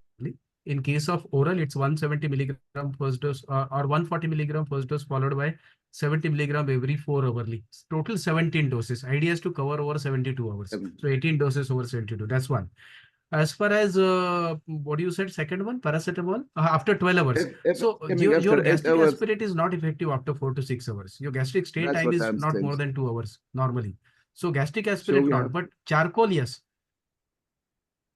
Charcoal, sir, we give. Charcoal definitely we give, but gastric aspirate after 12 hours, there is no role. There is no role. No. Okay. So is activated charcoal being used here as well, as much, Dr. Deepika? We do use it. We do use it. It's easily available. So 1 gram per kg, we do use it. And suppose we do not have charcoal available. I mean, just the home remedy, you know, the regular toast, if we have a charred black one, to toast, bread toast, char it, tea, black tea, mix it, it sort of acts like that. I mean, if you don't have, obviously it's not as effective, but we do use it. Right. And some of the cases of paracetamol. Sorry, I'm interrupting. Dr. Deepika, what do you do if your charcoal is not there? This is the home remedy. The bread toast kind of thing, you completely toast it black, char it kind of thing. So it's like a burnt toast.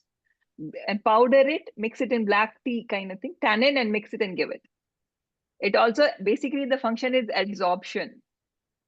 You know, it absorbs the toxin or the poison on it. But frankly speaking, I haven't used it personally. I have read it in some couple of papers. Because we get charcoal so easily, all emergencies should have it. Yes, thank you. Right.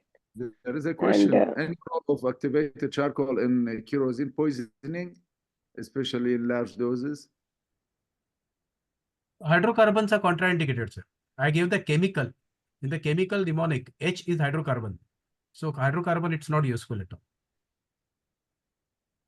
Right. So MS is gastric aspirate, charcoal are out for hydrocarbons, including kerosene. Right. Basically, anything that makes the patient increase the risk of vomiting or something, because hydrocarbons will vaporize. That causes more CNS depression. So. About gastric lavage, I think there is another question, that is the limit only 1 hour, or is it recommended longer? So within 2 hours? We use it up to 6 hours, but as it takes longer and longer, the yield will be lesser. That's what I said. Lesser. 10 to 70% is the yield. 10 to 70%. That's vast is a yield of it. But we do give it whatever 10-20% advantage, give it if it is not contraindicated. And then also it depends on what is the toxin or medication the person has taken. Suppose it's a liquid, that's a different issue. If it's like gummy bears, tablets and all, you may still have chunks or pieces in the stomach. So within 6 hours, like Dr. Mahesh said, we can give. Right.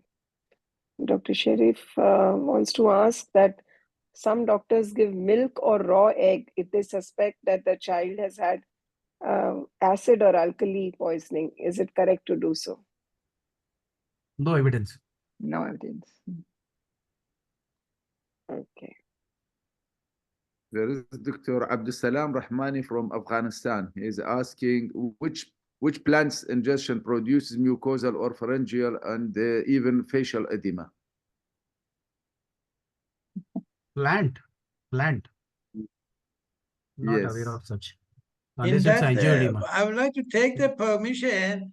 Actually, I want to share one of the slides here. This slide I have just now, Dr. Mahesh, many people now they have moved to apartments, small 30, I mean, 30 meter, 40 meters, 60 meter, and there's a Oh. fashion to bring the plants. These Ah. are the plants, the highly toxic, moderately toxic. The Acacia, this one toxic ingestion causes this thing, golden potas, toxic if ingested, can be irritated to skin if touched. Peace lily, toxic ingestion. ZZ, that is Zanzibar plant, toxic ingestion. Snake plant, these are toxic. Please, these are Dieffenbachia or this one, English lily, snake plant. This is Dieffenbachia, big plant. So please keep this thing away from children. These are highly toxic, because even I have seen the hospitals, clinics, they keep, especially at Yeah. home. So keep this thing away because these are all toxic. Because I knew this is a question will be asked, I had prepared it. Thank you. Thank you. So Very interesting, sir. only Very interesting. Yeah. Share. You should put it in the group and send it to everybody. Because this is Because- even I didn't know it, honestly. And Very some of interesting. these plants like snake plant and all those, they are supposed to be like Air pure purifiers. air purifiers and all that. Even NASA is promoting that and all that. These are common houseplants, and now there's enough data to say they are toxic if touched, ingested, or even for pets. There are a lot of people who have pets, so all the householders are careful. They read up this before buying. That would be a good thing. Mhm. So, yeah, So there is a another question, common. Yes, doctor. what are the most important indication for hemodialysis and what's the best time to get the results when it's indicated? Again, repeat, sir. What are the most important indications for hemodialysis and what is the best time to get best results when it is indicated? Hemodialysis and poisoning. Okay, Deepika, you want to take it? Yep. I can sort of give a broad idea. See, hemodialysis is usually used in toxicity of mostly drugs, any medication and all. And that also depends on the size of the each molecule of the size of the drug. So from what I remember, it's like small to medium sized molecules, which are not too big in Dalton's kind of thing. They can be hemodialyzed and it's best effective. It's within like 6 to 12 hours. From the larger molecule medications cannot be used. You need I think, hemoadsorption with filtration. Dialysis is for small to medium sized drugs. I think phenobarbital can be In dialyzed. salicylates, Salicylates. We have done few for the salicylates. Yes. Ethylene glycol and methanol poisoning, Mhm. especially ethylene glycol and methanol, they say that you should not waste time, involve a nephrologist early, within 6 to 12 hours. Yeah. So that much time will be needed to put a line itself for. True. Yeah. That is a practical. But the results are very rewarding, especially salicylates. We have seen even if they come in a late stage, hemodialysis had got them through. So that is quite required in few cases. Yeah. So one question related to like every case of poisoning, is it a police case? Do we have to make a police report? Ideally, yes. Ideally, yes. Okay, so on an Indian scenario, what happens? There could be household accidents wherein we tell them to make a police case. The parents say, we give it in writing that we don't have any allegations on anybody and we do take a responsibility of any medical legal issues and we don't want to make any kind of complaints and all. So there we do take a consent from them that this is being informed. But when we suspect any kind of a malingering, then we definitely push it forward for a police case, very clearly. So on the clinical grounds, if we suspect there is something, but sometimes clearly looking it's an accidental thing, then we take it in the consent. But I'm sure as a routine, yes, every case is reported. Every case has to be reported. So any case where it is a threat to life or limb has to be reported. Yeah. That is mandatory. Even if he is going to be Yes. hospitalized for that, Yes. for observation, then you should Mhm. report, because you never know. After 24 hours, he comes up with Yes. something. You never know. Correct. Yeah. Correct. Okay. I don't know what is the meaning of this question about, again, battery. Is there a difference between fresh battery and old one? Maybe they mean Yeah, I that, couldn't if notice. it is, maybe it is like, our battery is finished, whatever it's over. Yeah, Kya if bolte it hain? is old, that there is Expired. Old, expired, yeah, whatever. Expired It's over, battery. you take I it. think it's the Okay. other way around. If it is old, it is more worse. Yeah. I And don't. I think all pediatricians, when they think of giving honey, they'll say, oh, not to give in infants. So there's a question regarding that. Can it still be given to infants?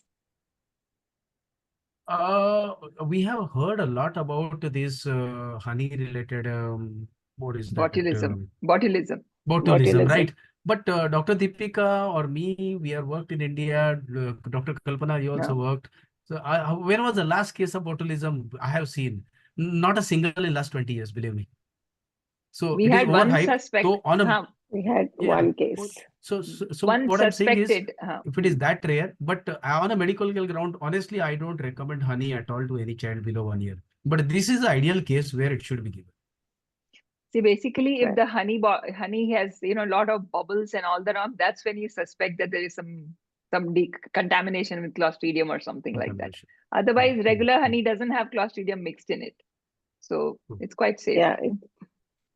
So good. Source it from a good place, Yes. basically. Yeah. And There is keep a checking question every about- time you open her. Sorry. Yeah. There is a question about this inflatable ball consumption, the ball which absorbs water, and when the kids taking them, this like crystal balls, decoration balls. Is there any incidence of toxicity? There are those I'm not balls aware of that such. children play with. You put in water, they inflate. In water, and they will be inflated. So apart from mechanical problem, they should not have anything. They are not absorbable, so they won't be causing any poisoning. But apart from mechanical, like they will lead to obstruction. You may end up with Yeah, but I obstruction think if at all newly, that's the only thing. I think newly United States Consumer Product Safety and these they announced some toxicity from acrylamide. Some contain Yes. of these balls acrylamide They might be have causing. some acrylamide. Yes. So apart Right. from the mechanical, that one is also, yeah. Actually, I've never seen those also. I don't know. So, We have two cases. You didn't attend the meeting last yeah, week. I maybe. presented two Sorry. cases of Actually, obstruction. Yeah. these kind of balls, rather than swallowing, they put it in the nose and ear and everything. And sometimes we find it accidentally where parents also don't know when you had to put it. So on my Where they clinical put it, examination, child is yes. brought for something else, and I observe, and I, like a magic, I get it out, and they are shocked, where it went, So for how many days it was there inside and what it was, nobody knows. So They are very small, and when they consumption. swallow it, it passes the esophagus, the stomach, and they go to the small bowel, and then they will be absorbing water 100 Okay. times, 200 times. They will become big, and they cause Okay. mechanical blockage. Yes. Okay. So, best approach for rat poisoning. What to do? What antidote for bitter kernels? So Monitor this is a question the from Abdul Salam coagulopathy. Rahman from Afghanistan. Yeah. Monitor the coagulopathy. Very important. Monitor the coagulopathy and give vitamin K. And whenever required, you will have to give the blood components to this patient. That's only. They all are warfarin derivatives. Coagulopathy monitoring is very important in that. If there is any active thing, then you will have to give plasma and blood components. That's all. Okay.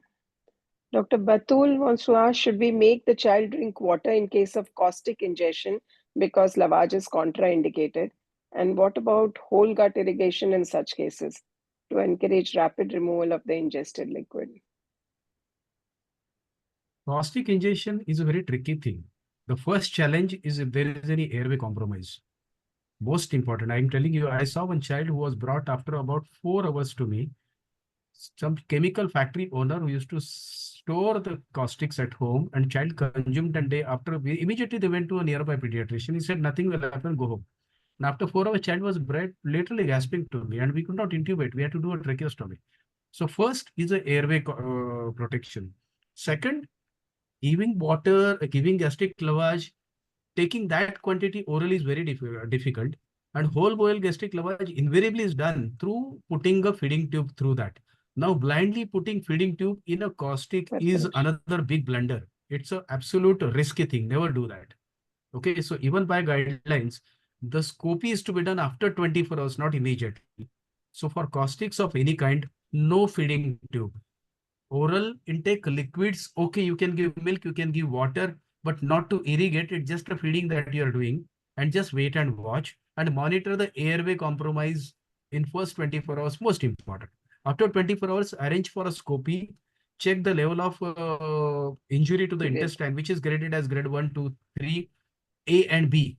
So it depends upon how much circumferential area is affected and how deep is the burn. So based on that, the gastroenterologist will predict whether it's going to perforate, it's going to develop stricture or not. And if there is significant injury, he won't go beyond that, but with the scope, he will put the NG tube, which will be kind of a very protected, and then reaches. And then next 4 weeks, this child should be fed by RT, not to be given orally.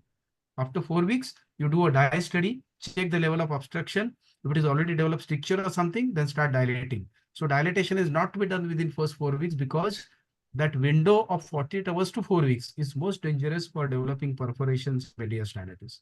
This is standard protocol. Nothing, no, for acid give alkali, for alkali give acid. No, it doesn't work like that. Don't do that. Right. So the important thing that we take from your case is that if such a case comes with this history, do not just send the child back, even if the child is very stable. You need to keep under observation and go further and do whatever may be necessary in that particular case. Absolutely. Okay. Absolutely.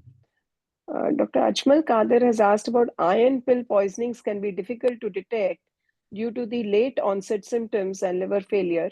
Any tips to manage?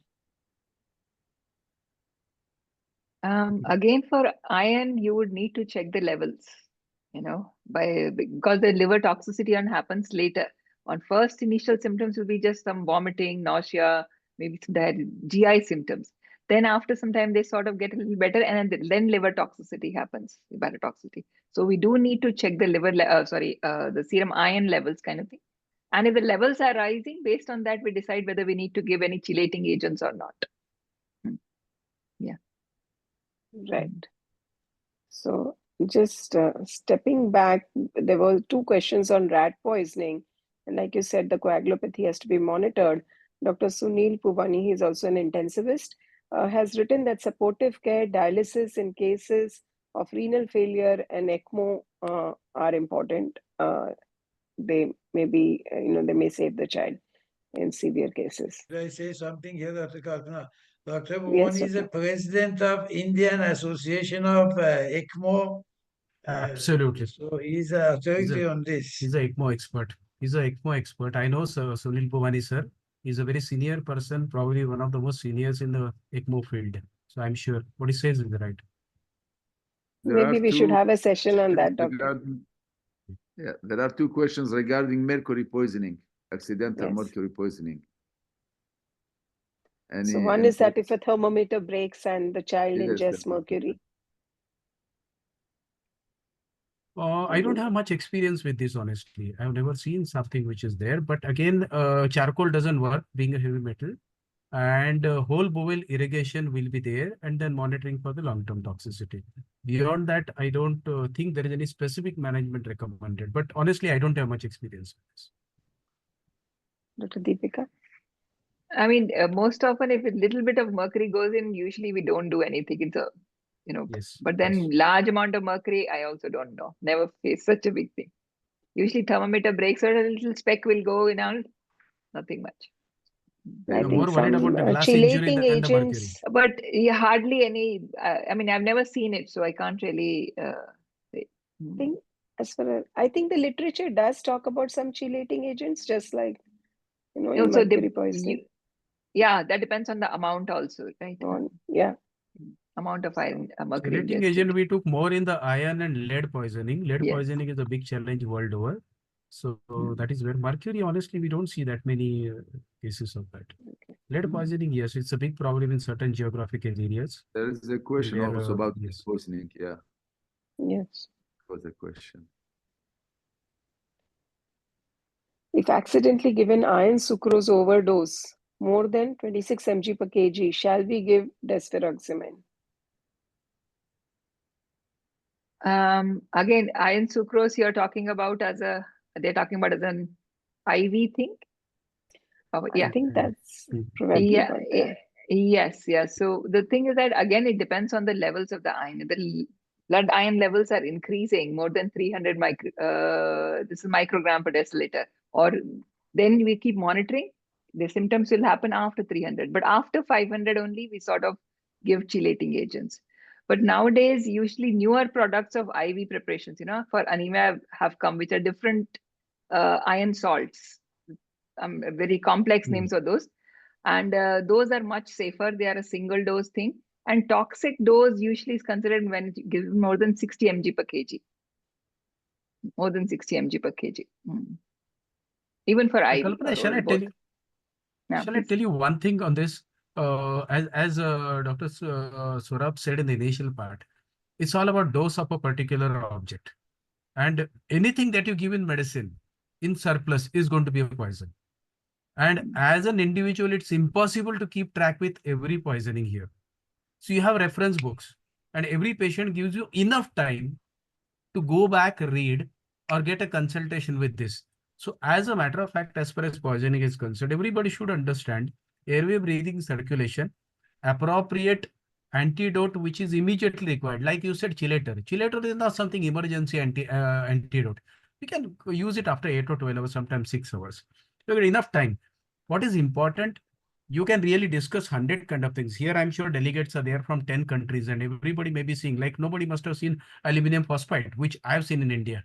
You must be seeing some different poisoning. It's difficult for me to know what does with that. But I'm sure you have an access to the information on that. So let's go to basic concept that ABCD, known antidote, and your geography and kind of a poisoning that you see in your area. Get well versed with that, master that, 99% of your problems are over.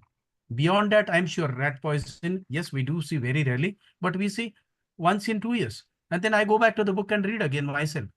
Absolutely. I mean, I'm giving a talk here on poisoning, but I go back to the book and I read it, and there's nothing wrong in that. Okay, so that's how it goes about. Right.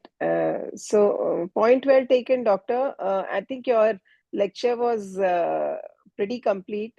The list of questions that we needed to discuss here, when to suspect, what are the essentials of assessment, what were the basic common poisonings that you have come across, how to go about it. That was totally very well covered.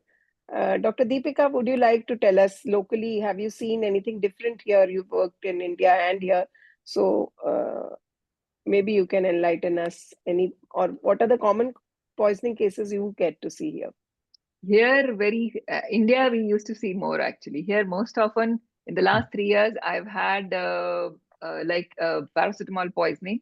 I've had beta blockers or, these adult medications which have been taken, mostly cardiac medications kind of thing. But otherwise, most of them are non-toxic, some medication taken or something like that, But otherwise, paracetamol and cardiac medications are one which I've seen most often. I haven't seen OP, yes, we've not yes, seen those, OP, snake bites and all. At least so far, I have not seen any scorpions in also. India, we used to see. Yeah, in fact, like Dr. Mohite said, a lot of children are brought with those non-toxic exposures. So, absolutely, but where the parents get worried and they come. But fair enough. Nowadays, we are not seeing kerosene poisoning, for example. Before kerosene ingestion, it was too much. Now, actually, I saw one child in India. Sewage. Sewage. We I are saw- using this sewage cleaner. I Yeah, the sewage cleaner there. I saw one child with ingestion of a vaping cigarette liquid. That vaping, I don't know. So that can cause respiratory distress and progress to ARDS and all that. Luckily, that child didn't progress to ARDS, but that was the first time I said, okay, drinking that also causes so much problems. Yeah, the vaping is very common here instead of smoking. So about the local helplines, can you give some information, Dr. Deepika? I'm sorry, I won't be able to help about that. I do not know here. Call Yeah. Dr. Dr. Deepika Diari for knows help. Rashid Hospital. Yeah, no. Yes. Yeah, Yeah. you'll know more. We were calling Rashid Hospital. Rashid Hospital, they were having toxicology. Then we were calling them, and they are answering. Okay. Right. Sure. Especially for venom and these things, antibiotic of snake bite and these things. Okay. Scorpion. Right. Do you see snake bites and scorpions in your area? Scorpions we have because we have a desert and we have scorpions. Yes. Okay. Okay. So we do. I thought I didn't include that, simply thinking I didn't know whether it's a snake and scorpions very common in Maybe our we belt. need another session for an animal bites and animal Oh, yeah. things. Yeah, maybe. We do see a lot. And this Snakes and scorpion, jellyfish, we do see. we don't know if the jellyfish, they are doing anything, because sometimes we see jellyfish, they are They also are having poisonous. Yeah. They are poisonous. Even bees Yeah. sting sometimes. Various insect stings, they are kind of anaphylaxis and related reactions. And Yeah, so we have a couple of these cases when they are going to the beach and to the, we have this jellyfish. Sea snake may be There there. You was are a a coastal area question. with sea snakes. There was a question regarding coral. This sea corals. If children they go and take, how poisonous they are. Dr. Omid has asked, I think, that question. About diving, they go for diving. The sea corals are there. They take about for poisoning regarding that. In one session, we will have about this, as Animals. Dr. Diari said. I think there was some more question. Dr. Rafia had asked question and others. Those were If it is- some were repeated, doctor. Acha, So okay. yeah, they were overlapped. So There that's is why we have from not taken those. Dr. Shahzad regarding liver injury. Can we give acetylcysteine in any case of liver injury? No, there's a lot of reports coming on this, and now it is getting back. So whole thing started from King's College studies, where initially they with only paracetamol they started. Later on they said it is for any liver injury, and now it's getting back that it's only for paracetamol. You have completed a big Only for circle. I don't think it is recommended for rest of the liver injuries. It's only for paracetamol induced liver injury. Deepika, you can add. I actually still use for acute hepatic failures, loading dose 150 per kg, and there's an infusion after that. I still use So a lot of it, controversy, and Doctor. good You will results. Yes, yeah, agree plus with me. minus. No, but you will agree with me. There's a lot Controversy is of there. controversies in that. Yes, It's not controversy is there. something standard of care. Mahesh It's only for reminded us, Not yet. Dr. Anil Dhawan is a director of King's College London, who worked with Dr. Movat. He is our colleague from PGI, who has done a lot of this thing. In fact, he was our speaker also. So So Dr. Anil Dhawan was in one of my webinars in the COVID period, and his question I had asked him because I knew that whole thing is coming from the same unit. So he also said that that's something which is our creation, and then we reverted because there's no evidence for that. I asked this question to Dr. Anil Dhawan in my webinar. Yeah. Just to go back to that paraquat poisoning that you were talking about, Dr. Mohite, I think a lot of countries are now banning it. So I suppose Yes. more than 60 countries have banned it for this particular reason, poisoning cases. You're right. So you're right. You're I right. think we You're right. can. India, it's still available, unfortunately, but I'm sure here also it will be banned. It's really something like end of life, sort of end of life. Lung transplant, that too in very few patients, and again very poor prognosis. So it's a worst kind of thing. So alkali, aluminum phosphate and paraquat are two very dangerous things here. Right. Yes, Dr. Diari? No, just some doctors writing the poisoning center in Abu Dhabi. Just I'm answering them. They give some hotline to call them. There is a center in Abu Dhabi?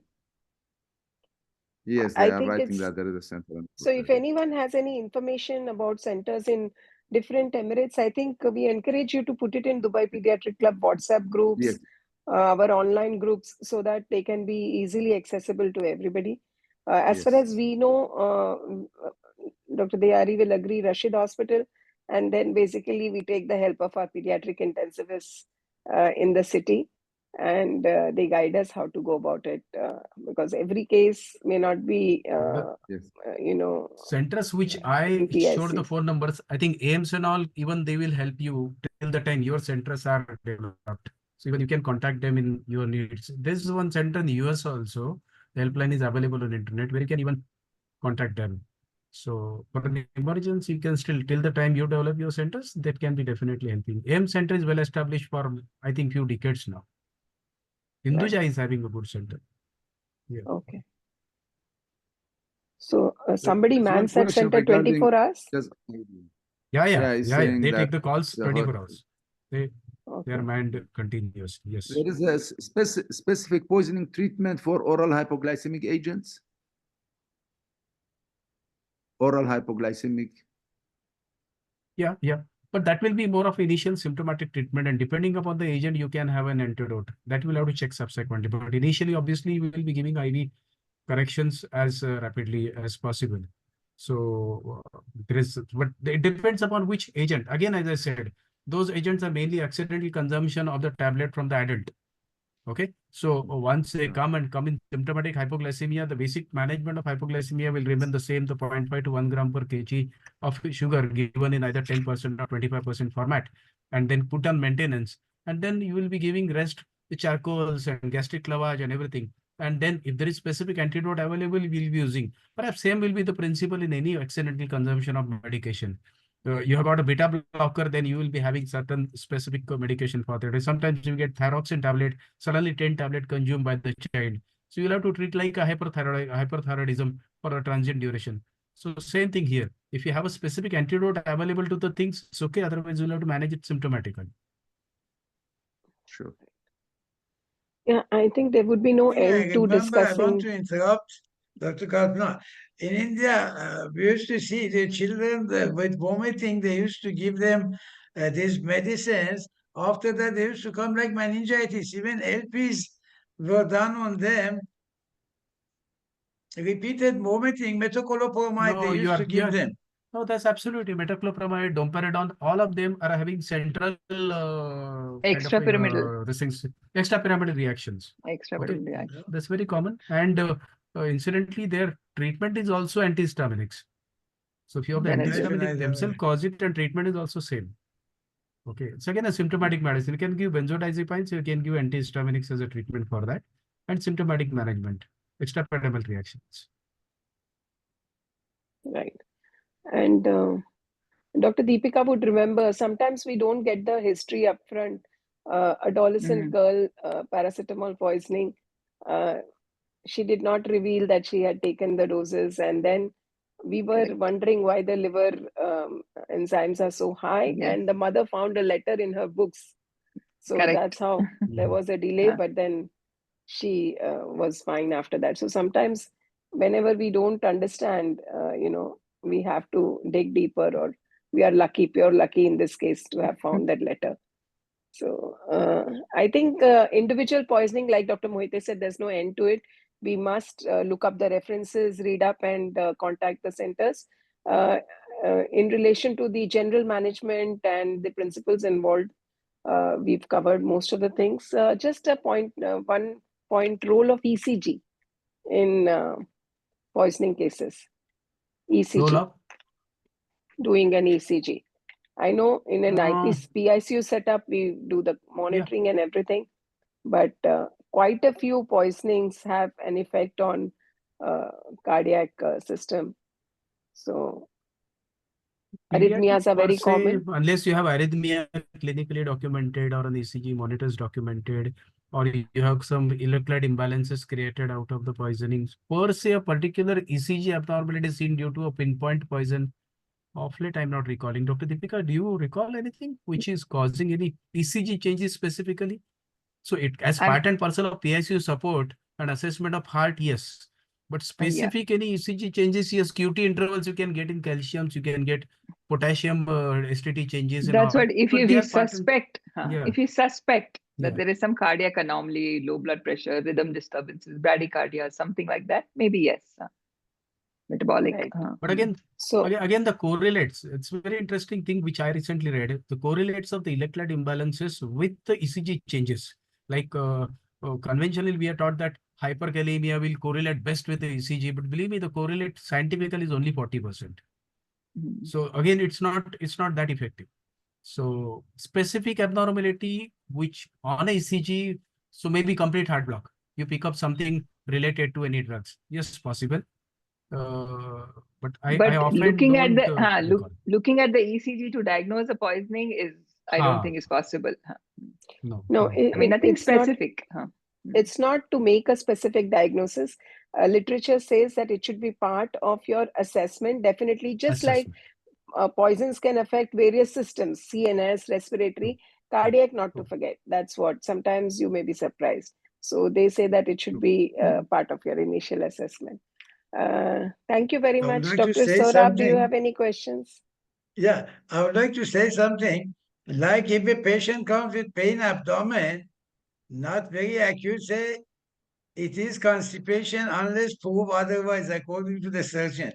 Now, I think if we make this quotation that if a child comes with acute, we don't know, it should be proved to be poisoning unless proved otherwise. Think of poison, I mean, just a take home message. If a child comes, you don't know, it's not fitting in anything, think of poison, better to rule out. Now, here it is midnight in India. I know Dr. Mahesh is also very tired, colleagues from India. I would like to say one thing, Dr. Deepika said about pupil examination. See, Shakespeare said, Very "O important. mistress, Very behold upon my eye the window of my heart." So from tomorrow, please look at the eyes. You may find Absolutely. many things in the heart. These quotations, now I said about William Wittering. I would like to say something and then end. William Wittering said the best medicine in large doses are poison, and best poison in small doses are the best medicine. Now, interesting thing I would like to say, William Wittering was traveling from Edinburgh to London. In a village, they told him the lady is there, is going to die. He went and saw a lady swollen everywhere. He said, I don't know, I can't do anything. He goes, while coming back, he said, what happened to that lady? Died? He said, no, she is walking in the park. They go and see she is nicely walking. He said, what happened? He said, this foxglove we boiled and gave her. He discovered digitalis 300 years, but digitalis toxicity also he explained. So thank you very much, Dr. Mahesh, for your excellent talk, Thank you. informative Thank you very much. discussion. Really, we all enjoyed. Dr. Deepika, Dr. Monica, this Dr. Kalpana, Dr. Diari, and Dr. Tawfiq for sponsoring. I would like to thank all viewers, especially from India, staying away. Now is 12:13 India. I'm sure there are many more questions. In future, we request Dr. Mahesh to come and talk on different aspects of that. We enjoyed your webinars with 8,000 Thank you. people from beginning. Yeah. I was one of the, I mean, regular customers.